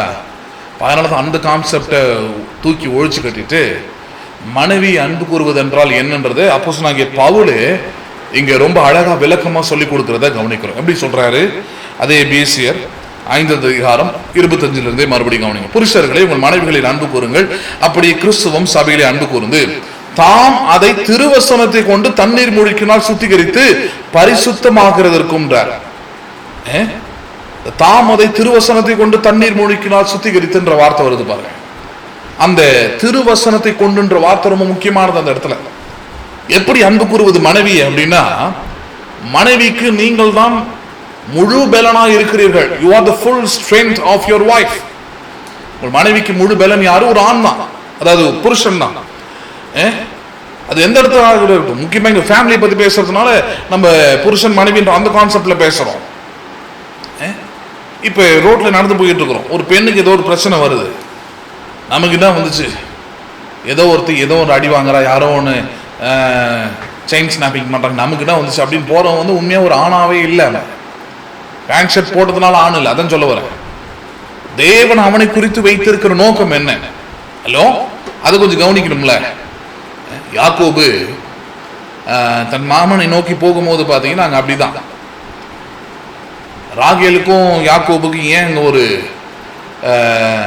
அண்டர்ஸ்டாண்டிங் அங்க உருவாகுதுன்னு அப்படிதான் உண்டாகுது. எப்படி உண்டாகுதுன்னா, இந்த ராகேல் அந்த ஊருக்காரி, அந்த ஊர்ல இருக்கிற ஆண் மேய்ப்பர்கள் இந்த ஆண் ஆதிக்க புத்தியோடு அவங்க எப்படி வச்சிருக்கிறாங்கன்னா, முதல்ல எங்களுடைய ஆடுகள்லாம் முதல்ல தண்ணீர் குடிக்கணும். எங்கள் ஆடுகள்லாம் தண்ணி குடிச்ச பிறகு இந்த பெண் மேய்ப்பர்களும் அன்னைக்கு இருக்கிறாங்க, பெண் மேய்ப்பர்களாக இருக்கிறோம். அவங்க என்ன பண்ணணும்னா, இந்த ஆண் மேய்ப்பர்களுடைய ஆடுகள் தண்ணி குடிச்ச பிறகு தான் பெண் மேய்ப்பர்களுடைய ஆடுகள் என்ன பண்ணணும், தண்ணீர் குடிக்கணும். இப்படி ஒரு கட்டலாங்க. இதை யாக்கோவை பார்த்து நம்ம வேதத்தில் தான் படிக்கிறோம். எப்படி அவங்க துறைச்சிட்டு அதுக்கப்புறம் இவங்களுக்கு திறந்து கொடுக்குறது, அங்கே ஒரு அண்டர்ஸ்டாண்டிங் உண்டா. அதனாலேயே ராக்கேலுக்கு அவளை ரொம்ப பிடிச்சி போயிடுது. என்னையா இந்த மனுஷன் வித்தியாசமாக இருக்கிறார், நம்ம ஊருக்காரன் வேறமா இருக்கிறான், நம்ம பார்த்தவங்களாம் வேறமா இருக்கிறான். ஈசாக்கு மன்னிக்கும், யாக்கோபு இப்படி வித்தியாசமான மனுஷனா இருக்கிறான். மோசேவும் அதே போல ஆள் தான். நீங்க மோசையோட கதை படிச்சு பாருங்க. அவன் மாமா வீட்டுக்கு தேடி போகும்போது அதே கதை தான் அங்கேயும் நடக்குது. எப்படி அவன மாமா ஒரு தன்னந்தனியா ஓடி வர ஒரு பையனுக்கு போயிட்டு கொலை பண்ணிட்டு வரான் ஒரு கொலைகாரன். அவனை நம்பி எப்படி தன்னுடைய பெண்ணை கொடுக்குறாரு. அவர் ஒன்றும் சாதாரண ஆளும் கிடையாது. மோசையோட மாமனாக ஏத்ரோ அப்பவே அவர் ராசாரியனா இருக்கிறார். அவருடைய மகள் எப்படி மோசை கொடுக்குறாருன்னா அதே கதை தான் அங்கேயும். The supportive, the kind of human being as a man. அதாவது ஒரு ஆணாய் தன் நிலையை என்ன பண்ணுகிறானாங்க, தன் பலத்தை அங்க ஈக்குவலா ஷேர் பண்றான். முன்னாடி நிக்கிறான் ஒரு பிரச்சனை போது ஓடி ஒளியில யாருக்கும் எதுக்கும் போல ஒரு ஆணாய் ரொம்ப ஒரு கண்ணியமா என்ன பண்ணுகிறானாங்க நடந்து கொள்றத பார்க்கிறோம். இன்னைக்கு சில நேரத்தில் உதவிகள் வேற மாதிரி வருது, சொல்லி வீட்டுக்கிட்டு வருது, வேற மாதிரிலாம் வருது, அதுக்குள்ள போக வேண்டியதில்லை. அப்படி இல்லை. இது நான் சொல்றதுன்றது அது குடும்பத்துக்குள்ளவே சொல்ல. மூணாவது பெண்ணுக்கு நிறைய பேர் ஹெல்ப் பண்ணுவாங்க. சில ஆண்கள் பார்த்தீங்கன்னா ஓடி ஓடி மூணாவது குடும்பங்களுக்கு, மூணாவது கஷ்டப்படுற பெண்களும் பயங்கரமா ஹெல்ப் பண்ணுவாங்க. What about your family? What about your wife? What about your daughters? உன் மனைவியை குறித்தது என்ன, உன்னுடைய மகளை குறித்தது என்னன்னு பார்க்கும்போது அங்க ஒண்ணுமே இருக்காது. அதனாலதான் பவுல் இங்க தெளிவா எழுதுறாரு. எப்படி உன் மனைவியை நீ அன்பு கூறுவது என்றால், அவளை திருவசனத்தை கொண்டு, அதுக்கு ஒரு கம்பாரிசன் கொடுக்கிறார் இல்லையா, கிறிஸ்துவும் சபை அன்பு கூறுகின்ற அந்த கிறிஸ்து சபை எப்படி அன்பு கூறுகிறார் என்றால், தாம் அதை திருவசனத்தை கொண்டு. சபையை தேவனை இன்னைக்கு எப்படி கட்டி எழுப்புகிறார், சபை எப்படி தேவன் பலப்படுத்துகிறார், சபை எப்படி இன்னைக்கு பலனுள்ளதா நிற்க செய்கிறார், எப்படி பேதுருவை பார்த்து இந்த கல்லின் மேல் சபையை கட்டுவேன், பாதாளத்தின் வாசல்களை வேளை மேற்கொள்வதில் எதை வச்சு சொன்னாரு, இந்த சத்தியத்தை வச்சுதான், வசனத்தை வச்சுதான். ஏன்னா அவன் வசனம் அவன் வாயினால் அறிக்கை செய்யப்படுகிறது, சபையிலே வசனம் போதிக்கப்படுகிறது, அதனாலே வாழ்க்கைகள் கட்டப்படுகிறது இல்லையா. பரலோக சொல்ற மனைவிக்கு தேவையான அடிப்படை என்னன்னா, you should build and you should be supported by the word of God. தேவனுடைய வார்த்தை கொண்டு உங்கள் மனைவியை நீங்கள் பலப்படுத்துகிறவர்களாக இருக்க வேண்டும். அதான் அவசியங்க. திருவசனத்தை கொண்டு அவளை அன்பு கூறுங்கள். அவ ஒருவேளை பலவீனமா யோசிக்கலாம், அவன் ஒருவேளை எல்லாத்தையும் ஐயோ போயிருச்சு, இப்படி நகை போயிடுச்சு, ஐயோ கடன் ஆயிடுச்சு, ஐயோ இது எப்படி செய்ய போறோம், அது எப்படி செய்ய போறோம், பல விதமான கவலைகள் இருக்கலாம். பட் ஒரு ஆணுடைய பொறுப்பு என்ன? கிறிஸ்து சபை அன்பு கூறுவது போல புருஷன் தன் மனைவி அன்பு கூற வேண்டும். எப்படி அன்பு கூறுவது? திருவசனத்தை கொண்டு அவளை தைரியப்படுத்துகிறவனாக, திடப்படுத்துகிறவனாக, பலப்படுத்துகிறவனாக இருக்க வேண்டியது அவசியமா இருக்கிறது. அதான் அன்பு கூறுவது. அதான் சொன்ன கார் வாங்கி கொடுக்கிறது, நகை வாங்கி கொடுக்கிறது இல்ல. அப்போ ஒரு ஆணுடைய ஃபர்ஸ்ட் வேலை என்னது? You should be the person of wealth and health in everything. நீங்கள் உங்கள் ஆவி ஆத்மா சரீரத்திலே பலன் வாய்ந்தவர்களாக இருக்க வேண்டியது அவசியம், ஹெல்த்தியா இருக்க வேண்டியது அவசியம். நீங்களே பலவீனர்களா இருந்தா, உங்களுக்கே வசனம் தெரியாது, உங்களுக்குள்ளே நம்பிக்கை இல்லை, உங்களுக்குள்ளே நீங்கள் தாழ்வு மனப்பான்மையோடு இருந்தீர்கள் என்றால் எப்படி உங்கள் மனைவியை நீங்கள் பலப்படுத்துவீர்கள்? நீங்கள் அவளை எப்படி போய் திருவசனத்தை கொண்டு அவளை பலப்படுத்த முடியும்? ஹலோ, அண்டர்ஸ்டாண்ட் பண்றீங்களா? உங்களுக்கு ஏன் நீங்க ஆணா இருக்கிறீங்க? உங்களை ஏன் தேவன் ஆணாக உருவாக்குறது நோக்கம் என்னன்னா இந்த நோக்கம் தான். நீங்கள் திருவசனத்தை கொண்டு அவளை என்ன பண்ணுகிறவளா இருக்க வேண்டும், பலப்படுத்துகிற புருஷனா இருக்க வேண்டியது அவசியம். அப்ப நீங்க சத்தியத்தை கேட்கிறவங்களா இருக்கணும். பல நேரத்தில் சபைகள்ல பார்த்தீங்கன்னா, நம்ம சபை உட்பட பார்க்கிறேன், அதெல்லாம் மாறணும். அதுக்காக சொல்றேன். பாத்தீங்கன்னா பெண்கள் தான் அதிகமா இருக்கிறது. எவ்ரி டைம் ஒன்னு ஈக்குவலா இருக்கணும். என்னை பொறுத்த வரைக்கும் தான் எப்படி இருக்கணும், ஈக்குவலா இருக்கணும். ஆனா பொதுவான சபைகளில் பாத்தீங்கன்னா 100 பெண்கள் இருக்குனாங்கன்னா 10 ஆண்கள் இருப்பாங்க. அந்த ரேஷியோ தான் வரும். 100 பெண்களுக்கு ஒரு 10 ஆண்கள் இருப்பாங்க. மித்ததெல்லாம் எங்க போச்சு அப்படின்னா ஒண்ணும் தெரியாது. எங்க போயிட்டாங்க, எங்க இருக்கிறாங்க, ஒண்ணுமே தெரியறதில்ல. அப்ப அதெல்லாம் கொஞ்சம் கவனிக்கணும், அதெல்லாம் கொஞ்சம் சரி பண்ணணும் பாருங்க. அப்ப இதுல கொஞ்சம் கவனிக்கணும். இதுல என்ன கவனிக்கணும்னா, ஏன் தேவன் என்னை ஆணாய் வைத்திருக்கிறார், எனக்கு ஏன் ஒரு குடும்ப வாழ்க்கை கொடுத்திருக்கிறார், எனக்கு ஏன் ஒரு பெண்ணை கொடுத்திருக்கிறார், எனக்கு ஏன் மனைவி இருக்கிறார், எனக்கு ஏன் மகள் இருக்கிறார், நான் ஏன் இந்த சமுதாயத்தில் ஆணா இருக்கிறேன் அப்படின்னா, நீங்கள் திருவசனத்தை கொண்டு என்ன பண்ண வேண்டும், நீங்கள் சுத்திகரிக்கக்கூடியவர்களா, அதாவது இருக்கிற கரை திரை எல்லாத்தையும் அகற்றி ஒரு பலப்படுத்தக்கூடிய பலவான்களாய் நீங்கள் நிற்கும்படியாக தேவன் உங்களை என்ன பண்ணியிருக்கிறார், ஒரு ஆணாக உங்களை ஏற்படுத்தி இருக்கிறார். பல நேரத்தில் அதை நம்ம யோசிக்கிறது இல்லை, அதை பத்தி சிந்திக்கிறது இல்லை. ஆனா இருக்கிறதுக்குரிய நோக்கம் என்ன? கிறிஸ்து சபை அன்பு கூர்ந்தார். எப்படி அன்பு கூர்ந்தார்? தம்முடைய திருவசனத்தை கொடுத்து போஷித்து அதுக்கு சாப்பாடு கொடுக்கிற மாதிரி கொடுத்து அவனுடைய ஆத்மாவை பலப்படுத்துகிறார் பாருங்க. அதே போல புருஷனும் என்ன பண்ண வேண்டும், அவனுடைய அன்பு கூறுதல் என்பது திருவசனத்தை கொண்டு, அவனுக்குள்ள இருக்கிற விசுவாசத்தை கொண்டு, அவனுக்குள்ள இருக்கிற நம்பிக்கையை கொண்டு அவளை பலப்படுத்துகிற வேலை என்ன பண்ண வேண்டும், அவன் செய்கிறவனா இருக்க வேண்டும். He should strengthen. அந்த விதத்துலதான் பைபிள் சொல்லுது. அவள் மனைவி வந்து பலவீனமான பாண்டம்னு சொல்லும் போது சிலர் சொல்றாங்க அவன் வந்து ஃபுல்லாவே வீக்னஸ் தான். அந்த வீக்கு சொல்ல எதுக்குன்னா, நீ உன்னை தேவன் ஸ்ட்ரென்தனா உருவாக்கி இருக்கிறாரு, உன்னை தேவன் பலம் வாய்ந்தவனா உருவாக்கி இருக்கிறாரு. எதுக்குன்னா நீ அவளை ஸ்ட்ரென்தன் பண்ண முடியாது. அப்ப புருஷனுடைய வேலை என்ன, ஒரு ஆணா இருக்கிறோட வேலை என்ன, முதல்ல நீங்க தேவனுடைய பாதத்துல இருந்து தேவனுடைய வார்த்தையை கேட்டு, நீங்கள் தேவனுடைய வார்த்தையை கேட்டு சபையின் மீதும் தேவனுடைய வார்த்தையின் மீதும் ஐக்கியம் உள்ளவர்களாக இருந்தால்தான், நீங்கள் விசுவாசத்தில் வளர்ந்தவர்களாக இருந்தால்தான், உங்களுக்குள்ளே நம்பிக்கை உள்ளவர்களாக நீங்கள் இருந்தால்தான், ஆபிரகாமை போல, ஈசாக்கை போல, யாக்கூபை போல, யோசேப்பை போல நீங்கள் இருந்தால்தான் நீங்கள் உங்கள் மனைவியை என்ன பண்ண முடியும், திருவசனத்தை கொண்டு அவர்கள் பலப்படுத்துகிற அந்த காரியத்தின் மூலமாக உங்கள் அன்பு கூறுதலை வெளிப்படுத்த முடியும். You can show your love in that kind of issue. அவ்விதமாய் நீங்கள் அன்பு வெளிப்படுத்த முடியும். அன்பை அண்டர்ஸ்டாண்ட் பண்றீங்களா இல்லையா? ஆமா, என்னதான் கார் வாங்கி கொடுத்தாலும் அவங்களுக்குள்ள தைரியம் இல்லைனா, நம்பிக்கை இல்லைனா அந்த கார் என்ன பண்ண முடியாது, அவங்களால ஓட்ட முடியாது. புருஷனுடைய வேலை என்ன? What is the role of a husband அப்படின்னா இதான் அந்த ரோல். என்ன ரோல்?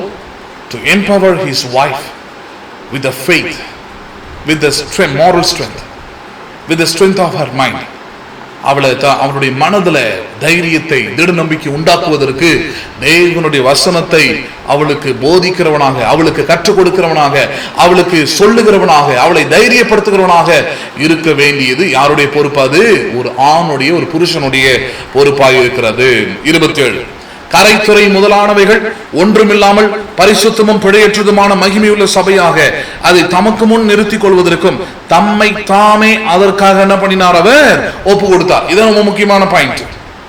ஹலோ, தம்மை தாமே ஒப்பு கொடுத்தார். அவரை என்ன பண்ணிட்டாரா, ஒப்பு கொடுத்தார்.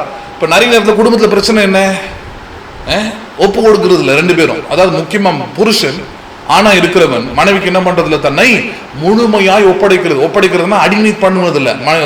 அது தெளிவா சொல்லிடுறேன். நிறைய குடும்பங்கள்ல ஆண்கள் அடிமைகளா இருக்கிறாங்க. அடிமையா இருக்க சொல்லி வேதம் சொல்ல, ஒப்பு கொடுப்பது என்றால் கிறிஸ்து எப்படி சபைக்காக தன்னுடைய ஜீவனை, தன்னுடைய ரத்தத்தை, தன்னுடைய உயர்வை, தன்னுடைய மகிமையை, தன்னுடைய மேன்மையை எல்லாவற்றையும் ஒப்பு கொடுத்தார் பாருங்க. தன்னுடைய உயிரை ஒப்பு கொடுத்தார் பாருங்க. அதே போல புருஷன் தன்னுடைய அன்பை எப்படி மனைவிக்கு வெளிப்படுத்துவது என்றால் இப்படிதான் வெளிப்படுத்தணும். எப்படி வெளிப்படுத்து? கிறிஸ்து எப்படி சபையை அன்பு கூறுவது நிமித்தமாக தன்னுடைய ஜீவனையே ஒப்பு கொடுத்தாரோ, தன்னுடைய மேன்மையை ஒப்பு கொடுத்தாரோ, தான் தேவனுடைய குமாரன் என்பதை எல்லாம் மேன்மையும் துறந்து ஒப்பு கொடுத்தாரோ, அதே போல புருஷனா இருக்கிறவன், ஆணா இருக்கிறவன், நீயும் என்ன பண்ணுகிறவனா இருக்க வேண்டும். உங்களை நீங்களே என்ன பண்ண வேண்டும்? ஒப்பு கொடுக்கிறவர்களா இருக்க வேண்டும். எதற்கு? அன்பிலே. ஹலோ, அவங்களை தைரியப்படுத்துறதுல, அவங்களை உற்சாகப்படுத்துறதுல, அவங்களை அரவணைக்கிறதுல, அவங்களுடைய தேவைகளை சந்திக்கிறதுல. புரியுதுங்களா இல்லையா? இப்படிப்பட்டவர்களாக உங்களை ஒப்பு கொடுக்கணும். நிறைய நேரத்தில் ஒப்பு கொடுக்கறதே இல்லை. நிறைய நேரத்தில் என்ன பண்றதுல ஒப்பு கொடுக்கறது. எப்படி ஒப்பு கொடுக்குறாங்க தெரியுமா? சம்பாதிக்கிற வரைக்கும் கூட இருப்பாங்க. சம்பாரிச்சு முடிச்சு கொஞ்சம் சம்பளம் எல்லாம் கம்மியாகி அந்த ஸ்டேஜுக்கு வந்த பிறகு பாருங்க, மேக்சிமம் ஆண்களை கவனிச்சிருக்கிறேன். நான் மேக்சிமம் ஆண்களை கவனிச்சிருக்கிறேன். பாஸ்டர்ன்றதுனால என் வேலையை கவனிக்கிற வேலை தான், வேடிக்கை பார்க்குற வேலை தான். வேடிக்கை பார்க்கும்போது நான் மேக்சிமம் கவனிச்சதுல நிறைய நேரத்தில் ஆண்கள் பாருங்க, குழந்தை பெற்றுக்கும் போது மனைவியோடு இருக்கிறாங்க, கொஞ்சம் குடும்பம் கொஞ்சம் வளரும் போது மனைவியோடு இருக்கிறாங்க, மனைவி தேவைப்படுறா. ஆனால் கொஞ்சம் எல்லாம் பிள்ளைங்கள்லாம் கொஞ்சம் திருமணம் பண்ணி வச்சு அப்படி கொஞ்சம் செட்டில் ஆகும் டைமில் பாருங்க, ஆண்களுக்கு புத்தி எப்படி தெரியுமா போயிடும்? பிறந்த ஊர், கூட பிறந்தவங்க, அக்கா தங்கச்சி, அண்ணன் தம்பி, அவனாம் எதுவுமே செஞ்சிருக்க மாட்டான். அவன் குடும்பத்தை பார்த்துட்டு சந்தோஷமா இருப்பான். ஆனால் பெரிய நோவு புனிதர் பட்டம் வாங்க போகிற மாதிரி என்ன பண்ணுறது? கஷ்டப்படும் போதெல்லாம் ஒரு சொந்தக்காரன் வரல. ஜுரம் அடிக்கும் போது, காய்ச்சல் அடிக்கும் போது, பலவீனமாக இருக்கும் போது, தோல்வி அடையும் போது வாழ்க்கையில், அப்போல்லாம் மனைவி தேவை, குடும்பம் தேவை. எல்லாம் கொஞ்சம் சரியாகி கொஞ்சம் அப்படி இப்படி வந்தவொடனே என்ன வருது? இப்போ பிறந்த ஒரு பாசம், பிறந்த ஒரு இடம், பிறந்த ஒரு இது எப்படி போயிடுது பாருங்க புத்தி. குடும்பம் நிறைய நேரத்தில் சிதைவடையுது. அப்படிதான் கணவன் மனைவிக்குள்ள நிறைய பிரச்சனைகளும் நிறைய பிரிவினைகளும் வரக்கூடிய பிரச்சனை. அதுதான் ஆணை குறித்து பேசுறதுனால ஆண்களை பற்றி மட்டுமே பேசுகிறேன். பெண்களுக்கு பின்னாடி வருவோம், அவங்களுக்கும் இருக்குது. அதில் இன்னைக்கு இல்லை, பின்னாடி வரப்போகிற வாரங்களை பேச போகிறோம். அப்போ என்ன ஆயிடுது? இங்க தெளிவாக சொல்றாரு, கிறிஸ்து சபையை அன்பு கூர்ந்து தம்மை ஒப்படைத்தது போல 27 என்ன பண்ணினார்? அதற்காக தம்மை தாமே அதற்காக ஒப்பு கொடுத்தாரே, மகிமையுள்ள சபையாக மாற்றுவதற்கு, மகிமையுள்ளதாய் அதை நிலைநிறுத்துவதற்கு தம்மை தாமே எப்படி கிறிஸ்து ஒப்பு கொடுத்தாரோ, அதே போல ஒவ்வொரு மனைவியின் மகிமையின் வாழ்க்கைக்கும் யார் தான் ஆதாரமா இருக்கிறது? யார் தான் பொறுப்பாளியா இருக்கிறது? புருஷன் தான் பொறுப்பாளி. ஹலோ, அண்டர்ஸ்டாண்ட் பண்றீங்களா இல்லையா? எல்லாம் அவங்களே பார்த்துப்பாங்க பிரதர். நிறைய பேர் அது வேற, என்னை விட அவர் ரொம்ப டேலண்ட் பிரதர், அது இருக்கிறீங்களா? ஆமா, என்ன சொல்லுங்க, வசனத்தின்படி பேசிக்கிட்டு இருக்கிறேன், அப்பயே மாத்திக்க மாட்டாங்கட்டாங்களே. வசனத்தின்படி சொல்லிக்கிட்டு அப்படி சொல்றது தப்பு. என்ன சொல்றது தப்பு? எல்லாம் அவங்களே பார்த்துப்பா, நான் வந்து எல்லாம் அவங்க she is ability than me, என்னை விட அவங்களுக்கு கெப்பாசிட்டி அதிகம், எபிலிட்டி அதிகம், அறிவு அதிகம், திறமை அதிகம். ரைட்டு. ஆனா தேவன் உன்னை ஆணாக உண்டாக்கினதற்குரிய ஒரு நோக்கம் ஒன்று இருக்குது. அந்த நோக்கம் சரியா நீங்க செயல்படுத்துறீங்களான்றத ஒரு நாள் தேவனுக்கு நீங்கள் கணக்கு ஒப்புவிக்கணும், உங்க குடும்பத்துக்கும் கணக்கு ஒப்புவிக்கணும், சமுதாயத்துக்கும் நீங்கள் நிறுத்தணும். அது ரொம்ப முக்கியம். அதுதான் உங்களுக்கு தேவன் தந்திருக்கிற வேலை. அப்ப இந்த இடத்துல தெளிவா சொல்லி கொடுக்கிறார், தம்மை தாமே அதற்கு ஒப்பு கொடுத்தார். எதற்காகனா அதை மகிமையுள்ள சபையாக மாற்றுவதற்கு. அப்ப குடும்பத்தை மகிமை உள்ளதாக மாற்றுகிறது, பிள்ளைகளுடைய வாழ்க்கை மகிமை உள்ளதாய் மாற்றுகிறது, மனைவியின் வாழ்க்கை மகிமை உள்ளதாய் மாற்றுகிறது. யாருடைய கரத்துல கொடுக்கப்பட்டிருக்கிற பொறுப்பு? ஒவ்வொரு புருஷன் கையில கொடுக்கப்பட்டிருக்கிற பொறுப்பு, ஒவ்வொரு ஆணின் கையிலும் கொடுக்கப்பட்டிருக்கிற பொறுப்பு. தன்னை நம்பி இருக்கிற பெண்ணுக்கு மகிமை உள்ள ஒரு வாழ்க்கையை கொடுப்பதற்குரிய வேலை யாருக்குரியது? ஒரு புருஷனுக்குரியதா இருக்கிறது, ஒரு ஆணுக்குரியதா இருக்குது. இதுல உங்க பிள்ளைங்களுக்கும் சொல்லி கொடுங்க. உன் தங்கச்சி உன்னை நம்பிதான், உன் அக்கா உன்னை நம்பிதான், அவ இன்னொரு இடத்துக்கு போற வரைக்கும், அவ திருமணம் ஆகிற வரைக்கும் நீ தான் யாரு? பொறுப்பாளி. நீ இப்படிதான் இந்த பொறுப்போடு தான் நடந்துக்கணும். அவளுக்கு வேண்டியதை நீ தான் செய்யணும். அவரோட வாழ்க்கையை நீ தான் சிறப்பா செம்மையா என்ன பண்ணும்? நடத்தணும். புரியுதுங்களா இல்லையா? You are the responsible for that. புரியுதுங்களா இல்லையா? என்னுடைய தங்கையுடைய ரிசப்ஷன் இங்கே நடந்தது பாருங்க, காஞ்சிபுரத்தில் நடக்கும் போது. அப்போ அதுக்கு அழைக்கப்பட்டிருந்த ஒரு ஊழியக்காரர் ஒருத்தர் வந்திருந்தார். அவருக்கு இயற்கையாகவே கொஞ்சம் வயிற்றுச்சல் பிடிச்சி வரணும் மேலே எப்பவுமே அவர். அப்போ நான், அவருக்கு தெரியும் எல்லாத்தையும் நான் தான் ஏற்பாடு பண்ணுவேன் அப்படின்னு தெரியும். அப்போ 2016 நினைக்கிறேன், அந்த டைம் பீரியடில் இதெல்லாம் ரொம்ப ஹையஸ்டான ஒரு நல்ல குவாலிட்டியான டாப் மோஸ்டாக இருக்க முடியுமோ அது எல்லாத்தையும் நான் ஏற்பாடு பண்ணி ஸ்டுடியோவில் இருந்து எல்லாமே பக்காவாக ஏற்பாடு பண்ணி வச்சுருந்தேன். அவர் வந்தார், வந்து பார்த்துட்டு அவர் வெல்கம் பண்ண, வாங்க எப்படி இருக்கிறீங்க, நல்லா இருக்கிறீங்க பேசுமா அவர் சொன்னார் பாருங்க, உன் தங்கச்சிக்கு நீ வளைச்சு பார்த்து எல்லாத்தையும் செஞ்சிருக்கிற, உன் கல்யாணத்துக்கு பண்றதுக்கு யாரு இருக்கா அப்படின்ட்டு என் தம்பி இல்லாததை குத்தி காட்டுறாரு. ஏன்னா இப்போ என் தம்பியில் இறந்துட்டாங்க, அது என்கிட்ட குத்தி காட்டுறாரு. ஏன்னா வேலையாக தான், நிறைய ஊழியக்காரங்களுக்கு வேலையாக தான் உடைக்கிறது. அவர் நினச்சாரு உடஞ்சி போயிடுவான் மோசஸ் பழைய மாதிரி இருந்தா. இப்போதான் நம்மளை பற்றி நமக்கு தெரிஞ்சிருச்சுல, உடைக்கலாம் முடியாது, உருவாக்குறவன் நானே உடைஞ்சிட்டு அப்புறம் யார் உருவாக்குறது? அப்போ நான் சொன்னேன், அந்த நேரத்தில் கர்த்தர் பார்த்து கொள்வார். அந்த அப்படியே வாயில் வந்துச்சு, அந்த நேரத்தில் கர்த்தர் பார்த்து பாருங்கன்னா நீங்கள் ஒன்றும் கவலைப்படாதீங்க அதுக்கு. அப்புறம் நான் யோசிச்சேன், இந்த மனுஷன் எதை சொல்கிறான், இதை பொறுப்பெடுத்து நடத்தி இந்த அளவுக்கு சிறப்பாய் செய்ய முடியுமா? சிறப்பாக செய்யறதுக்கு ஒரு ஆள் வேணும்ல. ஏன்னா அவருக்கு தெரியும் அப்பா இந்த அளவுக்கு தலையிட மாட்டார், அவர் சிம்பிளாக இருக்கும்னு எதிர்பார்ப்பாரு. ஸோ இந்த கிராண்ட் மேனராக செய்யறது கண்டிப்பாக இந்த வீட்லையும் ஒரு ஆள் தான். அவன் தங்கச்சிக்கு இவன் செஞ்சுட்டான், இவனுக்கு யார் செய்வான் அப்படின்றது தான்.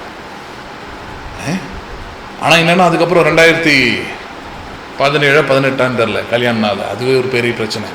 கல்யாணம் ஆகும்போது பார்த்தீங்கன்னா என் தங்கச்சிக்கு செஞ்சதை விட ரொம்ப பிரம்மாண்டமான விதத்தில். அப்போல்லாம் இன்னைக்கு இந்த ட்ரோன்லாம் ரொம்ப சாதாரணமாக ஆயிடுச்சு. அன்னைக்கு ட்ரோன் பெரிய விஷயம்.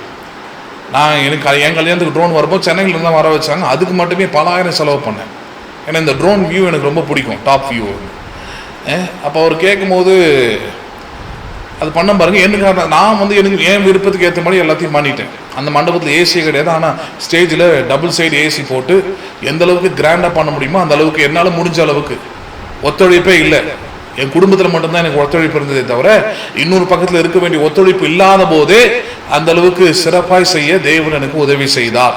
இல்லைன்னா கண்டுக்கவே பாருங்க, எல்லாத்தையும் முடிச்சுட்டு கோவாக்கெல்லாம் எல்லா இடமும் போயிட்டு வந்துட்டு அமைதியாக வீட்டில் உட்காந்துருக்கும் போது இந்த காரியத்தை ஆவியனர் நினைவுபடுத்துறாரு. ஒருத்தர் உன்னை பார்த்து ஞாபகப்படுத்தினா நீ ஞாபகம் இருக்கா அப்படின்னு கேட்டார். ஏன் அதை நினைவுபடுத்தினாலும், நான் கல்யாணங்க சீடியை போட்டு பார்க்குறேன், கொடுத்துருந்தாங்க ஸ்டுடியோலேருந்து வந்து போட்டு பார்க்குறேன் எப்படி வந்திருக்குது பார்க்கலாம் அப்படின்னு போட்டு பார்க்கும்போது இதெல்லாம் அப்படியே போய்கிட்டே இருக்குது. ட்ரோன் ஷாட்ஸு, எடுத்த கேமராஸு, கிட்டத்தட்ட 6-7 கேமரா வச்சுருந்தாங்க பாருங்கள், எல்லாமே எடுத்திருந்தாங்க. சர்ச்சுக்குள்ளே நடந்த எல்லாமே எடுத்திருந்தாங்க. அப்போ இது எல்லாத்தையுமே அப்படியே பார்த்துக்கிட்டே இருக்கும்போது ஆவியை ஞாபகப்படுத்துறாரு. ஒரு ஆள் உன்னை கேட்டிருந்தாங்க ஞாபகம் இருக்குதா, உன் கல்யாணத்துக்கு யார் கிராண்டாக நடத்துவான்னு சொல்லிட்டு, பாத்தியா இது எந்த அளவுக்கு கிராண்டாக பண்ணியிருக்கிறேன் அப்படின்ட்டு அவர் ஒரு வாசனத்தை ஞாபகப்படுத்துறாரு பாருங்க. அப்படியே ஷாக் ஆச்சு. ஏன்னா நான் அதான் சொல்ல வரேன், ஒரு வீட்டில் ஆனா இருக்கிறவனுக்கு நீங்கள் சொல்லி தர வேண்டிய அல்லது இருக்க வேண்டிய பண்புகளும் குணாதிசயமும் பொறுப்பும் நோக்கமும் அதுதான். எது நீங்க இருக்கிற வீட்டில் உங்களை நம்பி இருக்கிற அந்த குடும்பம் அல்லது குடும்பத்தினர் அல்லது அம்மாவா இருக்கட்டும், மகளா இருக்கட்டும், மனைவியா இருக்கட்டும், அக்காவா இருக்கட்டும், தங்கச்சியா இருக்கட்டும், ஆனா இருக்கிற வீட்டில், ஆனா இருக்கிற சமுதாயத்தில் உங்களால் பெண்களுடைய வாழ்க்கை மகிமையாக மாறணுமே தவிர, குளோரியஸா காட்சியளிக்கணுமே தவிர, அது எந்த விதத்திலும் சீர்கேடாய் போவதற்கு நீங்கள் காரணமா என்ன பண்ணக்கூடாது, இருக்கக்கூடாது. அண்டர்ஸ்டாண்ட் பண்றீங்களா இல்லையா? ஏன்னா கிறிஸ்து அப்படிதான் செஞ்சார். நீங்க சொல்றாரு 27 பாருங்க, கரை திரை முதலானவைகள் ஒன்றும் இல்லாமல் பரிசுத்தமும் பிழையற்றதுமான மகிமையுள்ள சபையாக அதை தமக்கு முன் நிறுத்திக் கொள்வதற்கும் தம்மை தாமே அதற்கு ஒப்பு கொடுத்தார். தம்மை தாமே ஒப்பு கொடுக்காம கரை திரை முதலானவற்றை இல்லாத ஒரு மகிமையுள்ள சபையாக அது உருவாக்க முடியாது. அப்ப தம்முடைய ஜீவனை, தம்முடைய ரத்தத்தை, தம்முடைய சுவாசத்தை, தன்னுடைய எல்லா நலன்களையும் தேவன் ஒப்பு கொடுத்ததன் மூலமாக தான் அசுத்தமான கரையான சபை இன்னைக்கு எப்படிப்பட்ட சபையா இருக்கிறது, மகிமையான சபையாய் மாறுகிறது. எப்படி ஆண்டவராக இயேசு கிறிஸ்துவை ஏற்றுக்கொண்ட பிறகு குடும்பங்கள், தனிப்பட்ட நபருடைய வாழ்க்கை அருமையா மாறுதுன்னா இப்படிதான் மாறுது. ஏன்னா உங்களுக்காக ஒருவர் அன்பு கூர்ந்து அவர் தம்மை ஒப்பு கொடுத்தார். அவர் ஒப்பு கொடுத்ததன் மூலமாக அவர் ஏற்றுக்கொள்கிற சபையாகிய நீங்கள் மகிமையுள்ள சபையாக காட்சியளிக்கிறீர்கள், ஆசீர்வதிக்கப்பட்ட சபையாக இருக்கிறீர்கள். புரியுதுங்களா உங்களுக்கு? 28 அப்படியே புருஷர்களும் தங்கள் மனைவிகளை தங்கள் சொந்த சரீரங்களாக பாவித்து அவர்களில் அன்பு கூற வேண்டும். தன் மனைவியில் அன்பு கூறுகிறவன் தன்னில் தான் என்ன பண்ணுகிறான், அவன் அன்பு கூறுகிறான், வேறல்லன்னு சொல்றார். ஏன்னா பாவம் வந்த பிறகு வேற ஆயிடுச்சு, இன்னும் வேறு டிஃப்ரெண்ட் ஆயிடுச்சு, செப்பரேட்டட் ஆயிடுச்சு. பாவம் வரதுக்கு முன்னாடி அதே ஆதாம் சொன்னான், இவள் என் எலும்பின் எலும்பும் மாம்சத்துக்கு மாம்சமா இருக்கிறான்னு சொல்லிட்டு. ஆனா அதே ஆதாம் பாவம் செய்த பிறகு சொன்னா, இந்த நீர் கொடுத்த இந்த ஏவாள் என் மனைவி இல்ல அல்லது என்னை சார்ந்தவள் அல்ல அப்படிலாம் சொல்லாம அப்படி குற்றம் சாட்டிட்டான். அவளுக்கு எனக்கு சம்பந்தமே கிடையாதுங்க, அவள் ஏவா பிஆசியான்னு கூட தெரியாது, நீர் தான் கொடுத்தீர், அந்த கொடுத்தது சரியில்லைன்ட்டான். பாவம் வந்த பிறகு பிரிவினை வந்துருச்சு, அங்க அன்பு கூற முடியல, வித்தியாசம் வந்துருச்சு, வேறுபாடு வந்துருச்சு. அவனால கிறிஸ்து சபை அன்பு கூர்ந்தது போல என்ன பண்ண முடியலாங்க, அன்பு கூற முடியல. பழத்தை எடுத்து கொடுக்கும் போது சந்தோஷமா வாங்கி சாப்பிட்ட ஆதாமுக்கு, அதை சாப்பிட்ட பிறகு பாவம் உள்ள வந்த பிறகு, குற்ற உணர்வு உள்ள வந்த பிறகு அந்த அன்பு கூறுவது என்ன பண்ணல, அங்க வரல. அண்டர்ஸ்டாண்ட் பண்றீங்களா இல்லையா? அப்ப அதுதான் இருக்கணும்ன்றார். ரட்சிக்கப்பட்ட பிறகு தேவனுடைய பிள்ளைகளா இருக்கும் போது, விசுவாசியா இருக்கும் போது, ஒரு ஆணா இருக்கிற நீ கிறிஸ்து எப்படி தம்மை ஒப்பு கொடுத்து மகிமையான சபையாக தனக்கு முன் நிறுத்திக் கொள்வதற்கு தன்னை ஒப்பு கொடுத்தாரோ, அதே போல ஒவ்வொரு புருஷனும் தன் மனைவியில் என்ன பண்ணுங்கள், அன்பு கூறுங்கள். ஏனென்றால் தன் மனைவியில் அன்பு கூறுகிற எவனும் தன்னில் தானே என்ன பண்ணுகிறான், அவன் அன்பு கூறுகிறான். உங்களை எந்த அளவுக்கு அன்பு கூறுகிறீர்களோ அதை விட அதிகமாக அதுக்கு ஈக்குவலான பங்கு உன் மனைவியை நீங்கள் அன்பு கூறுங்கள். என கிறிஸ்து அப்படிதான் அன்பு தன்னை ஒப்பு கொடுத்து அன்பு கூர்ந்தான்னு சொல்றார். கடைசியா 29, தன் சொந்த மாம்சத்தை பகைத்தவன் ஒருவனும் இல்லையே, கர்த்தர் சபையை போஷித்து காப்பாற்றுகிறது போல ஒவ்வொருவனும் தன் மாம்சத்தை போஷித்து காப்பாற்றுகிறான். போஷித்து காப்பாற்றுகிறான். வெறும் சாப்பாடு சம்பாரிச்சு எடுத்துன்னு கொடுப்பேன், இந்த சாப்பாடு சாப்பிட்டுக்கோ இருந்துக்கோ, அந்த போஷிப்பை பத்தி பேசல. அன்பினால் அவளை போஷிப்பது, அன்பினால் அவளை காப்பாற்றுவது, அன்பினால் அவளை தாங்குவது, அன்பினால் அவளை மகிமைப்படுத்துவது, அப்படி முன் உதாரணமாய் இருக்கிற நோக்கத்திற்காக தான் ஒவ்வொரு ஆணையும் தேவன் முதலாவது என்ன பண்ணினார், அவனை இந்த பூமியிலே உண்டாக்கினார். புரியுதுங்களா? இப்ப why the male has created as first, ஏன் தேவன் பெண்ணை முதலாவது உருவாக்காமல் ஆணை உருவாக்கினான ஒரு நோக்கம் இருந்தது. அந்த நோக்கம் என்னன்னா இந்த நோக்கம் தான். இந்த நோக்கம் என்னது, கிறிஸ்து சபை அன்பு கூறுவது போல ஒவ்வொரு ஆணும் தன் மனைவியை, தன் சமுதாயத்தில் இருக்கிற பெண்களை என்ன பண்ணுங்கள், நீங்கள் அன்பு கூறுங்கள். உங்களால் அவருடைய வாழ்க்கை மகிமையாக மாறணுமே தவிர அவமானப்படுகிற விதமாக, அசிங்கப்படுகிற விதமாக மாறுவதற்கு வாய்ப்பை, இடத்தை கொடுக்காதீர்கள். ஏன்னா உங்களை குறித்த தேவனுடைய நோக்கம் என்னன்னா இந்த நோக்கம் தான். முக்கியமா உங்கள் மனைவி, உங்களுடைய மகள், உங்களுடைய உடன் பிறந்தவர்கள் எல்லாரும் உங்களால நல்லா இருக்கணும். அதுக்கு தான், அதான் அவன் தான் ஆம்பளை, அவன் தான் ஆண். அந்த நோக்கத்துக்காக தான் தேவன் உங்களுக்கு உண்டாக்கி இருக்கிறார். அதுக்கு பேசிக்கே அன்பு தான், ஒப்பு கொடுப்பது.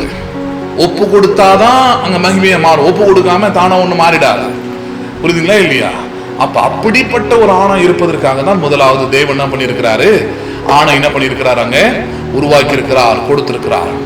அப்ப இந்த சத்தியத்தை புரிந்து கொள்ள இன்னும் நிறைய காரியங்களை நம்ம பேச போற வரப்போகிற வாரங்கள தேவன் ஏன் ஆணை உருவாக்கினார் முதல் காரியத்தை தான் பார்த்திருக்கிறோம். நோக்கம் என்பது அன்பை அவன் பகிர்ந்து கொள்ளும்படியாக, அன்பை அவன் ஒவ்வொரு இடத்திலையும் வெளிப்படுத்தும்படியாக, அந்த கட்டளை, அந்த ரெஸ்பான்சிபிலிட்டி, அந்த பொறுப்பு ஒவ்வொரு ஆணுக்கும் கொடுக்கப்பட்டிருக்கு. உங்க வீட்டில் இருக்கிற இதை கேட்டுக்கொண்டிருக்கிற புருஷர்களுக்கு சொல்றேன், இதை கேட்டுக்கொண்டிருக்கிற ஆண் பிள்ளைகளுக்கு சொல்றேன், இதை கேட்டுக்கொண்டிருக்கிற சகோதரர்களுக்கு சொல்றேன், உங்களை நம்பி தேவன் கொடுத்திருக்கிற பொறுப்பு அன்பு கூறுவது, உங்களை நீங்கள் ஒப்பு கொடுப்பது. உங்களை நீங்கள் ஒப்பு கொடுக்கும் போதுதான் நீங்கள் சார்ந்திருக்கிற குடும்பத்தில் இருக்கிற பெண்களுடைய வாழ்க்கை மகிமையாக மாறும். இல்லாவிட்டால் மாறாது. அதனால சும்மா அந்த ஆம்பளை பேண்ட் போட்டிருக்கிறேன், நான் மீசை வச்சிருக்கிறேன், இதெல்லாம் வந்து ஆம்பளை இல்லை. அன்பு கூறுவது, தன்னை ஒப்பு கொடுப்பது தான் தேவன் ஆணை குறித்து வைத்திருக்கிற நோக்கமாயிருக்கிறது. கண்களை மூடி ஜெபிப்போமா? ஜெபிப்போம். ஸ்தோத்திரிக்கிறோம் ஆண்டவரே, ஸ்தோத்திரிக்கிறோம். எங்கள் அன்பு இருக்குமுள்ள பரலோக தகப்பனே, இந்த ஆசீர்வதிக்கப்பட்டதான அருமையான விசேஷத்தை ஆராதனைக்காக நன்றி செலுத்துகிறோம். இந்த நேரத்தில் கேட்ட சத்தியத்திற்காக நாங்கள் உம்மை ஸ்தோத்திரிக்கிறோம் ஆண்டவரே. இந்த நேரத்தில் நாங்கள் கேட்ட உங்களுடைய சத்திய வார்த்தைகளின்படியே ஒவ்வொரு ஆணையும் தேவரையும் நீர் பெரிய ஒரு நோக்கத்தோடு உருவாக்கி இருக்கிறீர். கிறிஸ்து சபை அன்பு கூர்ந்தது போல ஒவ்வொரு புருஷனும் தன் மனைவியில் அன்பு கூறவும், தேவரீர் கிறிஸ்து தனக்கு முன்பதாக சபையை மகிமையுள்ள சபையாக நிலைநிறுத்தும்படி தன்னை ஒப்பு கொடுத்தது போல ஒவ்வொரு ஆணும் தனக்கு கொடுக்கப்பட்டிருக்கிற தேவரீர் வாழ்க்கையிலே, சமுதாயத்தில, குடும்பத்தில தன்னை சார்ந்திருக்கிற ஒவ்வொரு பெண்ணையும் தேவரீர் மகிமையாக நிலைநிறுத்தும்படியான அந்த தேவரீர் அந்த நோக்கத்தை அவனுக்குள்ளே வைத்திருக்கிறபடியால் நான் செலுத்துகிறோம். இதை அறிந்து கொள்ள, இது புரிந்து கொள்ள தேவரின் ஆணவங்கள், பெருமைகள் எல்லாம் அகற்றப்பட்டு தேவனுடைய அன்பினால் நிறைந்தவர்களாக ஒவ்வொரு நாளும் அப்படிப்பட்ட ஒரு நல்ல சமுதாயத்தை, நல்ல குடும்பங்களை தேவரீர் உண்டாக்க இந்த சத்தியங்கள் உதவியாக இருக்கும்படியாக நாங்கள் ஜெபிக்கிறோம். கேட்ட ஒவ்வொரு பிள்ளைகளையும் ஆசீர்வதியும், கேட்ட சபையின் மக்களை ஆசீர்வதியும், கேட்ட சத்தியத்தின்படியே அவருடைய குடும்பங்களை ஆசீர்வதிப்பீராக. தேவரீர் இந்த நேரத்திலும் தேவரீர் கொடியான இந்த கொரோனா நோயினால் பாதிக்கப்பட்டிருக்கிற ஒவ்வொருவருக்காகவும் ஜெபிக்கிறேன். கர்த்தர் சூழ்நிலைகளை மாற்றுவதற்காக ஸ்தோத்திரம். வெகு விரைவில் எங்கள் தமிழகம் இந்த பொல்லாத கொரோனா நோயிலிருந்து முழுவதுமாக விடுதலையாக பாதிக்கப்பட்டிருக்கிற ஒவ்வொரு மக்களும் இயேசுவின் தழும்புகளால் குணமாக கர்த்தரை கிருபை செய்வீராக. இதில் பணியாற்றுகிற மருத்துவர்கள், செவிலியர்கள் மற்றும் மருத்துவ பணியாளர்கள் ஒவ்வொருவரையும் கருத்தில் தருகிறோம். நீரே பாதுகாப்பும் தேவரே பராமரிப்பும் அந்த பிள்ளைகளுக்கு தரும்படியாக ஜபிக்கிறோம். ஆண்டவரே, சபைக்காக, சபையின் பிள்ளைகளுக்காக, ஊழியக்காரன் குடும்பத்திற்காக ஜபிக்கிறோம். கர்த்தர் ரத்த கோட்டைகளை மட்டும் வேல் எடுத்து பாதுகாத்து நீர் பராமரித்து வருகிற கிருபைகளுக்காக ஸ்தோத்திரம். இனிமேலும் அப்படியே சபைக்கும் சபையின் பிள்ளைகளுக்கும் ஊழியக்காரனுக்கும் செய்வதற்காக நன்றி செலுத்துகிறோம். ஆண்டவரும் அருமை இரட்சகருமாகிய இயேசுவின் நாமத்தில் ஜெபிக்கிறோம் எங்கள் ஜீவனுள்ள நல்ல பிதாவே, ஆமென். என் ஆத்துமாவை கர்த்தரை ஸ்தோத்திரி, என் முழு உள்ளமே பரிசுத்த நாமத்தை ஸ்தோத்திரி. என் ஆத்துமாவை கர்த்தரை ஸ்தோத்திரி, கர்த்தர் செய்த சகல உபகாரங்களை மறவாதே. ஆமென். ஆசீர்வாதம் கர்த்தராகிய இயேசு கிறிஸ்துவின் கிருபையும் பிதாவாகிய தேவனுடைய அன்பும் பரிசுத்த ஆவியனுடைய ஐக்கியமும் இன்றைக்கும் என்றைக்கும் சதா காலமும் நம் அனைவரோடு கூட இருப்பதாக. ஆமென், ஆமென். God bless you. மீண்டும் உங்களை நான் வருகிற ஞாயிற்றுக்கிழமை, அதாவது நாளை காலை 10 மணிக்கு நமக்கு ஆராதனை இருக்கிறது. ஞாபகம் வைத்துக் கொள்ளுங்கள். நாளை காலை 10 மணிக்கு நான் வந்து உங்களை சந்திக்கிறேன். கர்த்தர் உங்களை ஆசீர்வதிப்பாராக. ஆமென்.